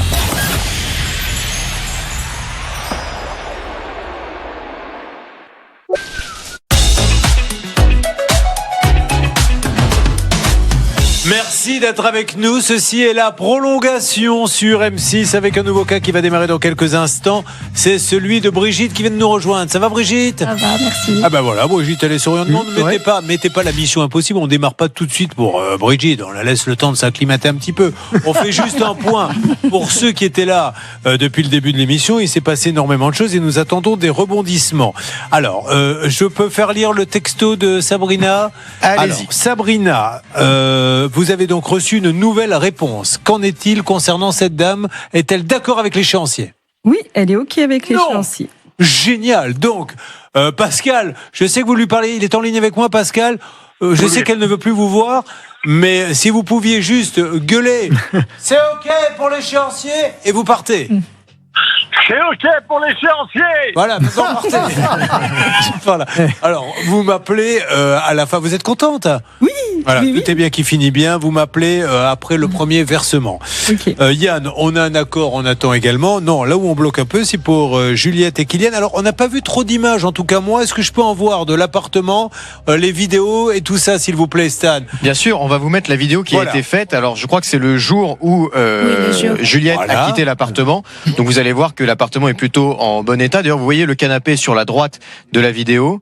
Ouais, il a pas l'air défoncé, le canapé. Hein. Non, on le voit. Alors là, ça va un petit peu vite, mais il y a d'autres moments dans la vidéo où elle se retourne et où effectivement, c'est nous qui on ne voit pas accélérons, de ça a été soucis filmé majeurs. comme ça. D'ailleurs, quand vous faites des vidéos pour les cautions, faites-les plus doucement, quand on ait le temps de voir les choses. C'est Quand mon même. colocataire. Bon, Parce que alors, la vaisselle J'ai oublié. n'était pas faite. juste, quand vous faites des vidéos, La par lave. contre, il faut que l'on voit le propriétaire. Hein. Il faut que l'on voit la personne pour bien montrer qu'il était là, parce qu'on peut vous dire cette vidéo, vous l'avez fait n'importe quand. Bon, voilà. Le canapé a changé, c'est subtil. Hein. Franchement, il n'y a même pas une petite griffure, rien. Enfin, Peut-être a changé de place, hein, mais pas plus. Ah ouais, elle est très bonne celle-là, dites donc, Olivier Dauvert. Et le meuble, est-ce qu'on peut revoir le meuble qui est abîmé ou pas? On le voit s'il est abîmé, on a des photos, on a des choses ou pas du tout? Non, je crois pas qu'on ait de photos de ça, mais de toute façon, là, pour le coup. On voit qu'il est. Ah oui, c'était le meuble télé à gauche. Sur WhatsApp, il a. Et là, il est peut-être un peu frêle. Bon, allez, ça marche. On essaie toujours d'avoir cette Samia. Bien, nouvelle mission maintenant. C'est le moment d'envoyer la musique pour Brigitte. Alors, Brigitte, c'est parti. Vous nous dites ce que vous faites dans la vie, s'il vous plaît. Je suis assistante de direction. Très bien. Dans une boîte qui fait quoi? On va pas donner le nom de la boîte. Hein. Du marketing digital. Du marketing digital. Et vous nous arrivez d'où?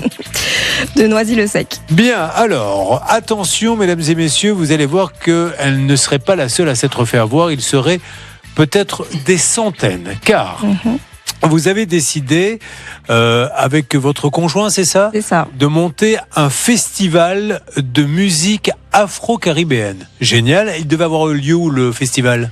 Au centre des expositions de la Villette, je crois. D'accord, donc vous faisiez venir des artistes africains, des artistes également des Caraïbes. Alors moi, j'ai juste acheté mes billets pour aller à ce festival. Ah, c'était pour aller y assister. Je pensais que vous vouliez le monter, le festival. Non, pas du tout. Vous avez acheté, donc vous vouliez aller voir quoi? C'est une journée complète de musique ou une soirée? Sur 2 jours, je crois, en juin. Et ça valait combien les tickets? Un peu moins de 200 €. Très bien, donc vous vous préparez à cette sortie. Et 48 heures avant l'événement, qu'est-ce que l'on vous dit? Que le festival est décalé à cause des conditions météorologiques. Parce qu'il avait lieu en plein air. C'est ça. Bon, il a vraiment plu ou c'était... Alors ça fait 1 an, je me souviens plus. Probablement. Je sais plus du tout. Quoi qu'il arrive, est-ce que vous êtes d'accord pour repousser? Alors moi, j'étais plus disponible à ces dates-là. D'accord. Mais un formulaire pour les remboursements a été mis en place, du coup, que j'ai complété. Vous complétez le formulaire, et si vous êtes là, c'est que je suppose que ça fait combien de temps maintenant que vous attendez? Ça va faire bientôt 1 an. Et donc, il y aurait personne qui n'aurait été remboursé. Qu'est-ce que vous savez, d'où on le sort, nous, qu'il y a 200 personnes qui attendent? En tout cas, toutes les personnes que je connais n'ont pas été remboursées. On nous dit que certaines auraient été remboursées, mais... Parce que vous êtes sur un groupe WhatsApp, hein? C'est ça, il y a un groupe WhatsApp avec peut-être plus de 900 personnes, je crois. Ah oui, d'accord. Qui sont toujours en attente de remboursement. Alors 900, si on fait une moyenne du ticket, vous allez nous faire un petit calcul parce que ça vaut le coup quand même pour l'organisateur du spectacle. C'était pas ça, c'était je vous faisais un point météo sur ce fameux jour. Donc j'ai retrouvé les prévisions météo sur Paris, puisque la Villette c'est bien Paris. Le ciel sera nuageux dans la journée, des pluies éparses tomberont, les températures seront de 15 degrés le matin, 19 l'après-midi. Des pluies éparses, c'est pas un torrent. Voilà. Ouais, mais bon, peut-être qu'il y a de la sécurité pour les appareils. On a en tous les cas la météo du jour puisque vous le demandiez. Ce qui est très étonnant malgré tout, c'est de prévoir un festival et de ne pas avoir une scène couverte. C'est ça, parce qu'on se doute bien qu'il peut pleuvoir à n'importe quel moment. Bon, de toute façon, il n'y a pas à discuter. Formulaire de remboursement, ça fait combien de temps que vous attendez? Depuis juin, du coup, 2025. Et alors, qu'est-ce qu'ils répondent aujourd'hui, Laura? Parce que ça, c'est quand même incroyable, parce qu'ils ont dû l'argent, ils l'ont. Enfin, je ne comprends pas. Laura, dites-moi. Alors, on a plusieurs réponses. Une réponse du 18 juillet, ils disent que l'ensemble des demandes de remboursement vont être traitées prochainement. Ensuite, le 2 octobre, ils disent que la demande va être analysée par les services en collaboration avec l'organisateur de l'événement. Et finalement, donc le 27 octobre, donc quelques semaines plus tard, ils répondent actuellement, nous ne disposons pas des fonds permettant de rembourser vos billets. Clairement, ils n'ont pas l'argent. Voilà. Et là, on peut se poser de graves questions, maître Dancoing, parce que, allez, admettons, ils ont payé les artistes.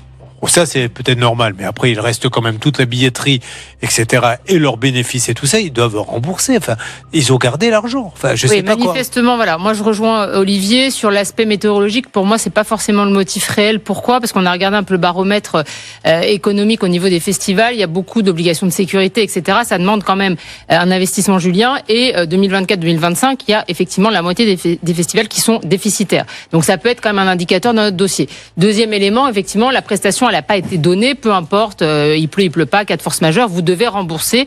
Donc pour ce qui concerne Brigitte, c'est que 184 €, mais on a quand même, elle l'a dit, 900 personnes qui ont subi ce manquement-là.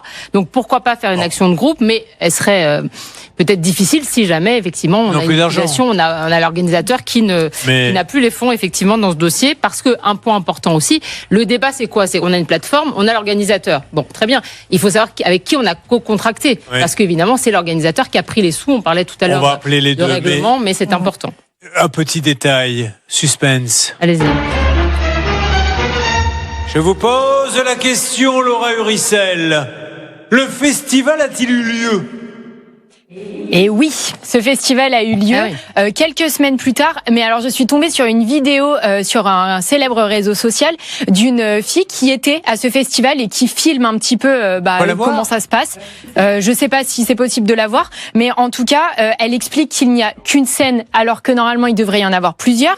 Il y a eu à peu près 4-5 artistes au lieu d'une vingtaine. Elle dit elle-même c'est une kermesse et vraiment on se rend compte quand on regarde la vidéo, il y a très peu de gens, il y a pas de décor, enfin c'est très bizarre. Et en plus, il y a du son pendant un concert, on entend que le son ne marche pas. Enfin vraiment, même elle dans la vidéo, elle dit on cherche des organisateurs pour se faire rembourser, on ne veut pas revenir le lendemain car c'était sur 2 jours. Allez, c'est parti. Alors on va appeler 2 personnes, l'organisateur du festival et la plateforme sur laquelle vous avez acheté. Voyons ce qu'ils vont nous dire. Mais alors s'ils ont dépensé l'argent, fait quand même, c'est très compliqué cette histoire. Attention avec ces festivals. Alors vous avez 2-3 tourneurs mondialement connus avec qui il ne vous arrivera jamais rien, mais beaucoup s'improvisent tout d'un coup. Tiens, je vais organiser un petit festival. La grande majorité le sont ainsi, puisque c'est souvent des associations qui sont derrière.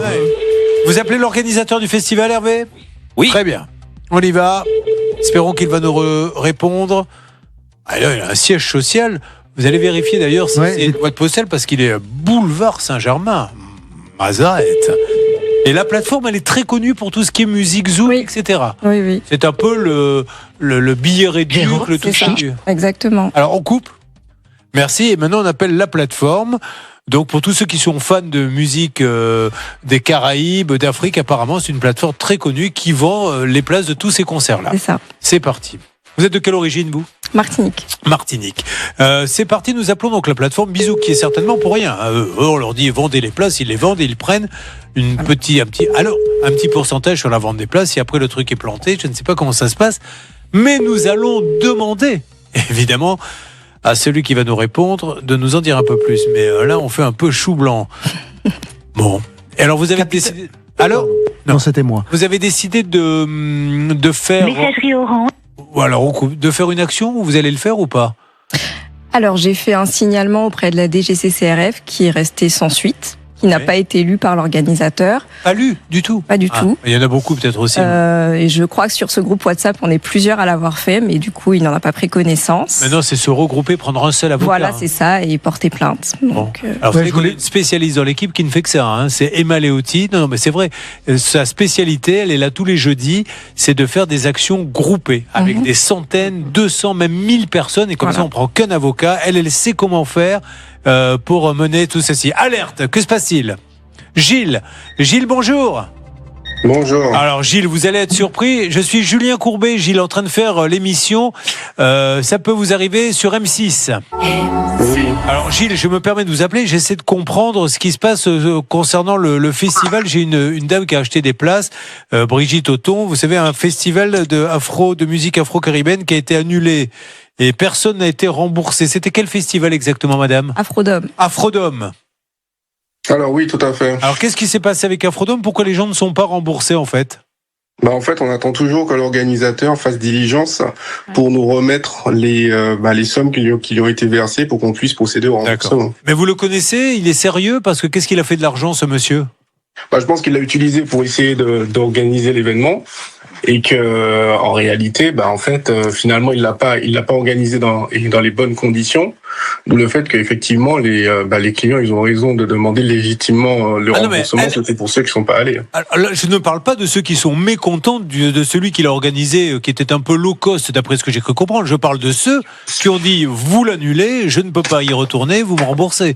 Eux, ceux-là, je comprends pas pourquoi on les rembourse pas. Oui, mais c'est clairement ça.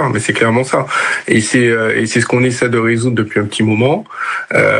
Mais effectivement, dans ce genre de situation, c'est assez compliqué parce que, effectivement, pour l'instant, même s'il fait beaucoup de promesses, il n'a encore rien, il n'a rien honoré. Vous faites. Alors, je ne sais pas si vous avez réussi à l'avoir vous-même. Non, on essaie.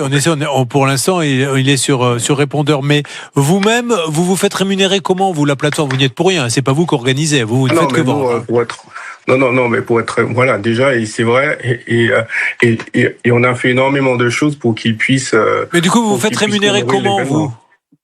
Alors normalement, on se fait rémunérer sur les commissions, sur les ventes, sur les commissions de tickets. Donc tous les tickets qui ont été vendus, vous avez, pour le coup, vous avez été payé, vous. Alors, nous, on a eu une commission qui aurait dû être prélevée. Par contre, nous, on a un autre litige avec lui, c'est qu'on avait fait une avance de billetterie pour lui permettre justement d'aller jusqu'au bout. Donc, on est de toutes les façons en négatif avec lui et on a aussi un litige avec lui. Bon. Donc du coup, en réalité, sur cette opération, je pense que tout le monde est perdant, quoi. Et alors, il continue d'organiser des festivals, ce monsieur ? Non, je pense pas. Je pense pas qu'il en ait. Alors, attendez, la cliente, une des clientes vous parle. Si, alors il y a quelqu'un qui a ouvert un compte Instagram pour dénoncer justement tous les agissements de ce monsieur, qui continue d'organiser des festivals, surtout un, je crois, qui a eu lieu à Poitiers. Et du coup, sur lequel la ville de Poitiers s'est penchée, puisqu'il y a eu, je crois, des affichages mis en place dans la ville, alors qu'il n'avait pas payé le lieu. Il s'appelle comment le festival ?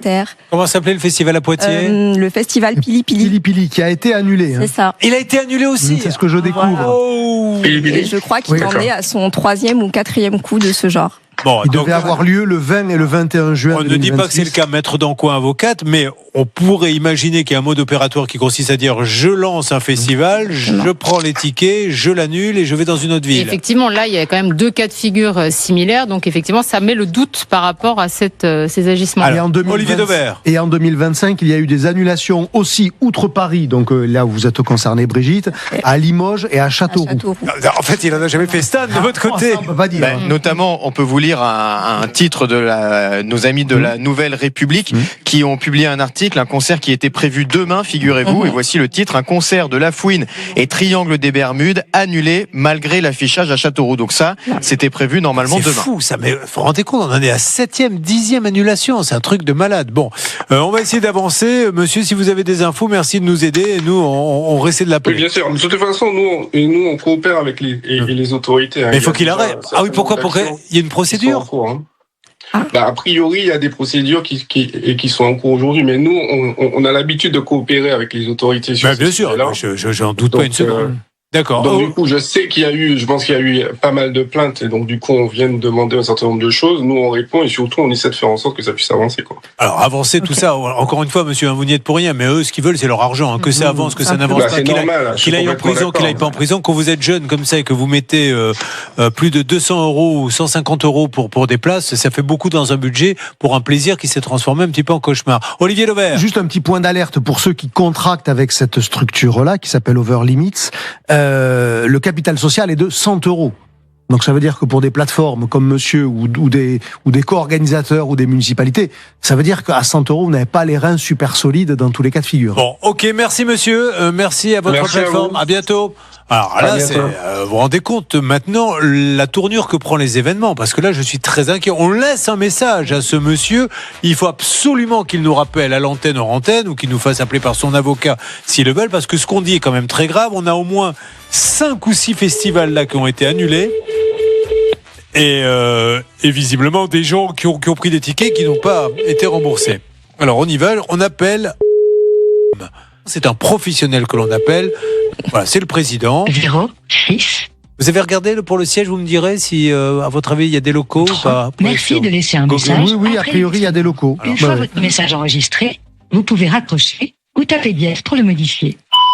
Oui, bonjour monsieur, j'appelle la société SAS.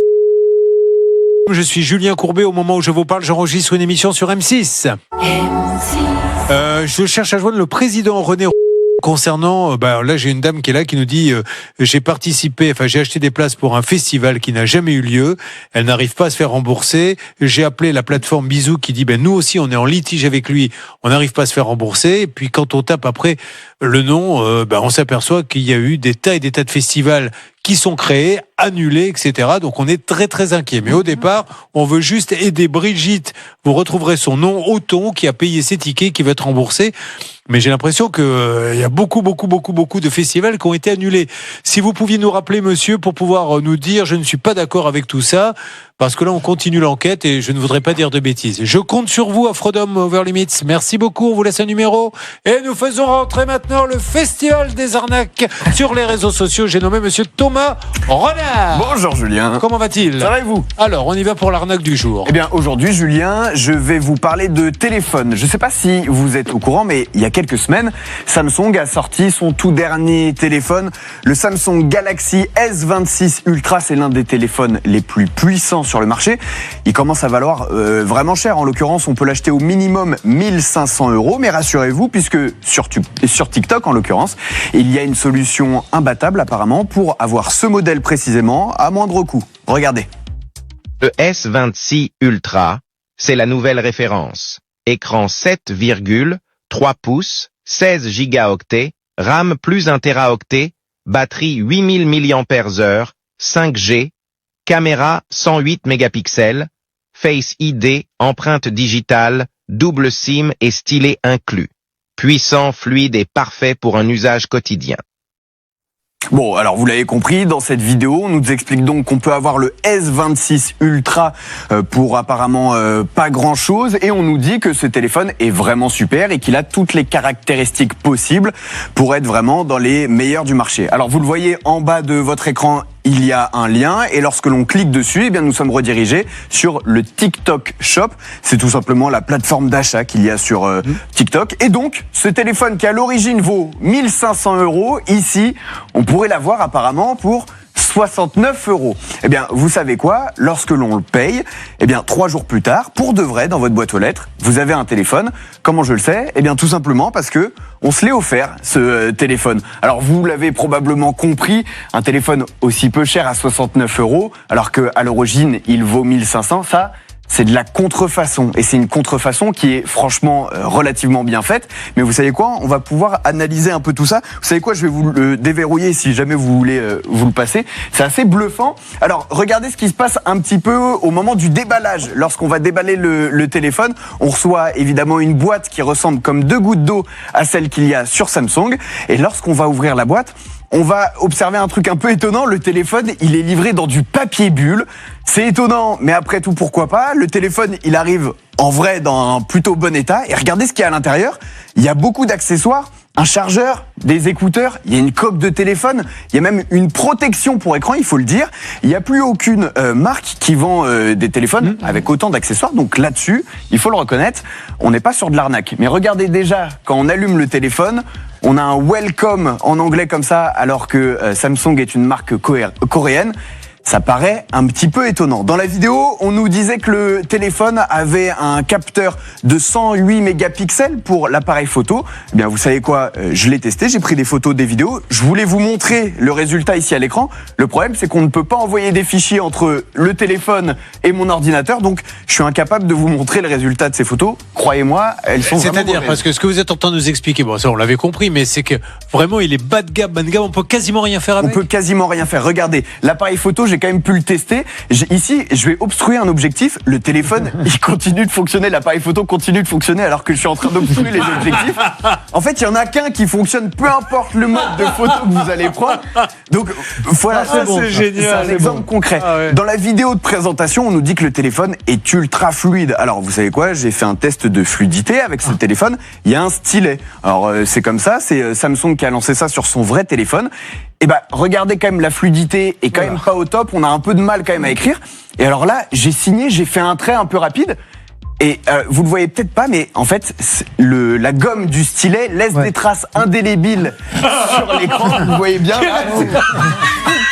Et alors là, c'est pour vous montrer un peu la qualité du téléphone. Je vais aller le récupérer parce que dans la vidéo, on nous disait aussi qu'il y a un capteur d'empreinte digitale. Le truc qu'il y a, c'est que moi j'ai enregistré ce pouce-là, mais ça fonctionne avec tous les doigts, les miens aussi. Avec vous aussi, ça fonctionne. On nous explique qu'il y a 1 Tera de stockage. Je vous passe les détails, mais le stockage en ce moment, ça vaut vraiment très très cher, plusieurs centaines d'euros. Et pourtant, le téléphone ne vaut que 69 €. Bon, vous l'avez vu, c'est donc... On peut rentrer qu'un numéro et encore les 4 premiers. C'est ça. C'est bon. Bon, et alors, vous l'avez compris, c'est donc une pâle copie, mais ce qui est quand même assez grave et assez litigieux, c'est que pour le coup, il vole quand même le nom S26 Ultra qui appartient à Samsung. Qui est l'une des plus grosses boîtes au monde, ne peut pas interdire TikTok, faire un procès retentissant. Alors je pense qu'ils peuvent faire quelque chose parce qu'effectivement là on voit quand même les deux téléphones, c'est vraiment deux téléphones qui sont très proches. Il y a quand même une petite faille, le nom qui appartient à Samsung, c'est le Galaxy S26 Ultra, tandis que eux, ils utilisent que le S26 Ultra. Ils l'ont forcément déposé. Je pense que c'est quand même une fraude. Ah, c'est la démonstration, vous m'avez tué avec notamment la gomme, la gomme qui reste en et le doigt qui obstrue malgré tout. Alors là où le vrai responsable de ça, pour éviter que ça nous arrive, ça va être TikTok. TikTok a beaucoup d'ambition dans le commerce. Ils veulent devenir une plateforme d'achat comme Amazon. Sauf que s'ils ne font pas le ménage chez eux, une fois que vous avez montré ça, peut-être qu'au début on le trouvait et puis ils ont fait le tri, parce que s'ils font pas le tri, on n'aura pas confiance. Si on n'a pas confiance, on n'achète pas. Et il y a des gens qui se plaignent en disant regardez, j'ai cru acheter, ça ne marche pas ou pas encore. Je pense qu'il y a quand même pas beaucoup de gens, parce que le téléphone il vaut 70 €, donc il faut quand même avoir un peu l'esprit dérangé pour les se gens dire se disent que... on peut pas passer de 1200 à 70. Enfin vous l'avez acheté. oui, mais l'esprit dérangé. C'est un pigeon quand même. Merci Thomas Renard. Bon, allez, on va se retrouver pour les derniers instants. Ceux qui n'ont pas de nouveau ne s'inquiètent pas, vous savez qu'il y a des dossiers qui se règlent tout de suite et puis ceux qui se règlent au bout de 2 jours, une semaine, vous en avez la preuve tous les jours. Dans quelques instants, c'est ce qu'on appelle le Money Time. Vous êtes avec nous sur M6, à tout de suite.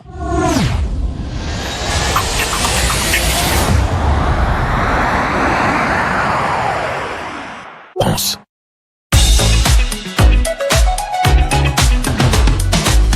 Allez, faisons le tour de tout ce qui s'est passé. Voyons comment les choses ont évolué. Sabrina qui a prêté de l'argent à cette dame qui se disait très malade, en soins quasiment, enfin, elle disait que c'était la fin.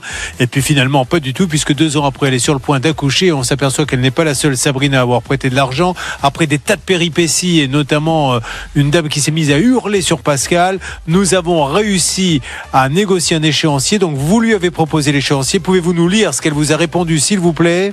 Du coup, elle m'a répondu qu'elle était d'accord pour l'échéancier. Elle a retrouvé un RIB que je lui avais envoyé auparavant. Du coup, et elle dit qu'elle m'enverra l'argent sur celui-ci et qu'elle espère que c'est fini et qu'elle me souhaite une bonne journée. Vous aussi, vous espérez que c'est fini. 100 € par mois. Merci. Normalement, ça devrait bouger. C'est pareil pour Yann. Yann, avec ce monsieur qui lui achète une voiture puisqu'il vend des voitures à l'atelier by Yann. La voiture n'a pas été payée. Qu'avez-vous négocié, Hervé Pouchol, avec ce monsieur ? Un virement en 5 échéances, 400, 400, 400, plus la dernière à 257, ce qui fait normalement le compte. La première échéance, le 5. Alors, Sabrina et Yann, dès que les premières échéances tombent, vous m'appelez pour me le confirmer. Pour l'instant, et on le reconnaît humblement, Juliette et Kylian, on a fait chou blanc puisque la propriétaire... Ah, une alerte, me dit-on, sur quoi ? Sur ce dossier, justement, nous venons de recevoir à l'instant un texto de la propriétaire. C'est Laura qui le lit. Et ça se passe en temps réel, tout ce qu'on vous dit. En temps réel. Allez-y, Laura. Alors, elle me dit, concernant cette locataire, en effet, la caution a été retenue car des dommages ont été constatés lors de l'état des lieux de sortie. J'ai des devis de remplacement de mobilier, entre autres. Le reliquat lui sera versé prochainement. Je ne souhaite pas m'exprimer à l'antenne et je lui envoie un courrier notifiant tous ces éléments cette semaine. Merci D'accord. bien. Donc ça veut dire qu'à ce courrier, moi, je serai elle, j'en enverrai un immédiatement, Juliette, à cette dame en recommandant, en lui disant, Madame, la loi stipule que voilà la vidéo, voilà tout ça. Qu'est-ce qu'il faut qu'elle mette ? Ce qui se passe, c'est que dans le dernier, surtout mail de cette propriétaire-là, en aucun cas elle fait état de ces éléments-là, donc c'est tardif. Elle dit je vais vous rembourser dans un délai raisonnable. Voilà. Elle dit aussi il y a des frais de ménage, elle en justifie pas et elle évoque en aucun cas remplacement de meubles, etc. Donc c'est tardif et c'est pas Laura, légitime. vous lui dites, nous, on continue malheureusement parce que vous lui avez écrit que vous alliez tout rembourser. Vous parlez de frais de ménage, etc. Il n'y a absolument aucune facture, ce qui est obligatoire. Vous êtes bien sûr la bienvenue, mais nous continuons l'enquête dès la semaine prochaine. Nous avons des vidéos de l'appartement. Bon, vous voyez, ça bouge un petit peu. On avance. Alors, Brigitte, ce monsieur, là, j'ai peur qu'on bascule dans une autre émission, qu'il soit pas, ça peut vous arriver, que je présente également sur M6, parce que un festival annulé, c'est un petit peu comme Jeff Tuch. 1, ça va. 2, ça va. 3, ça va, mais là on est peut-être à 7 ou 8, c'est-à-dire que c'est peut-être un homme qui ne fait que ça. Je ne dis pas que c'est le cas, mais ça fait quand même beaucoup. J'ose espérer que suite à mon message, ce monsieur donc dont le festival s'appelle Afrodome Over Limits va nous rappeler. Je vous tiens au courant, Brigitte, on va essayer de l'avoir. Merci à vous tous. Lorsque vous sortirez, un tronc sera à la sortie du studio, à votre bon cœur, en fonction de ce que vous avez. Oui. Enfin, il y en a déjà 2 qui ont déjà un petit peu. Grâce à nous, ça serait la moindre des choses d'en relaisser un petit peu à la collectivité. Merci beaucoup. Alors, en tout cas, bravo Olivier. C'est une excellente dernière. Merci beaucoup. Avec plaisir. Au revoir. 4, 3, 2, 1. Game over.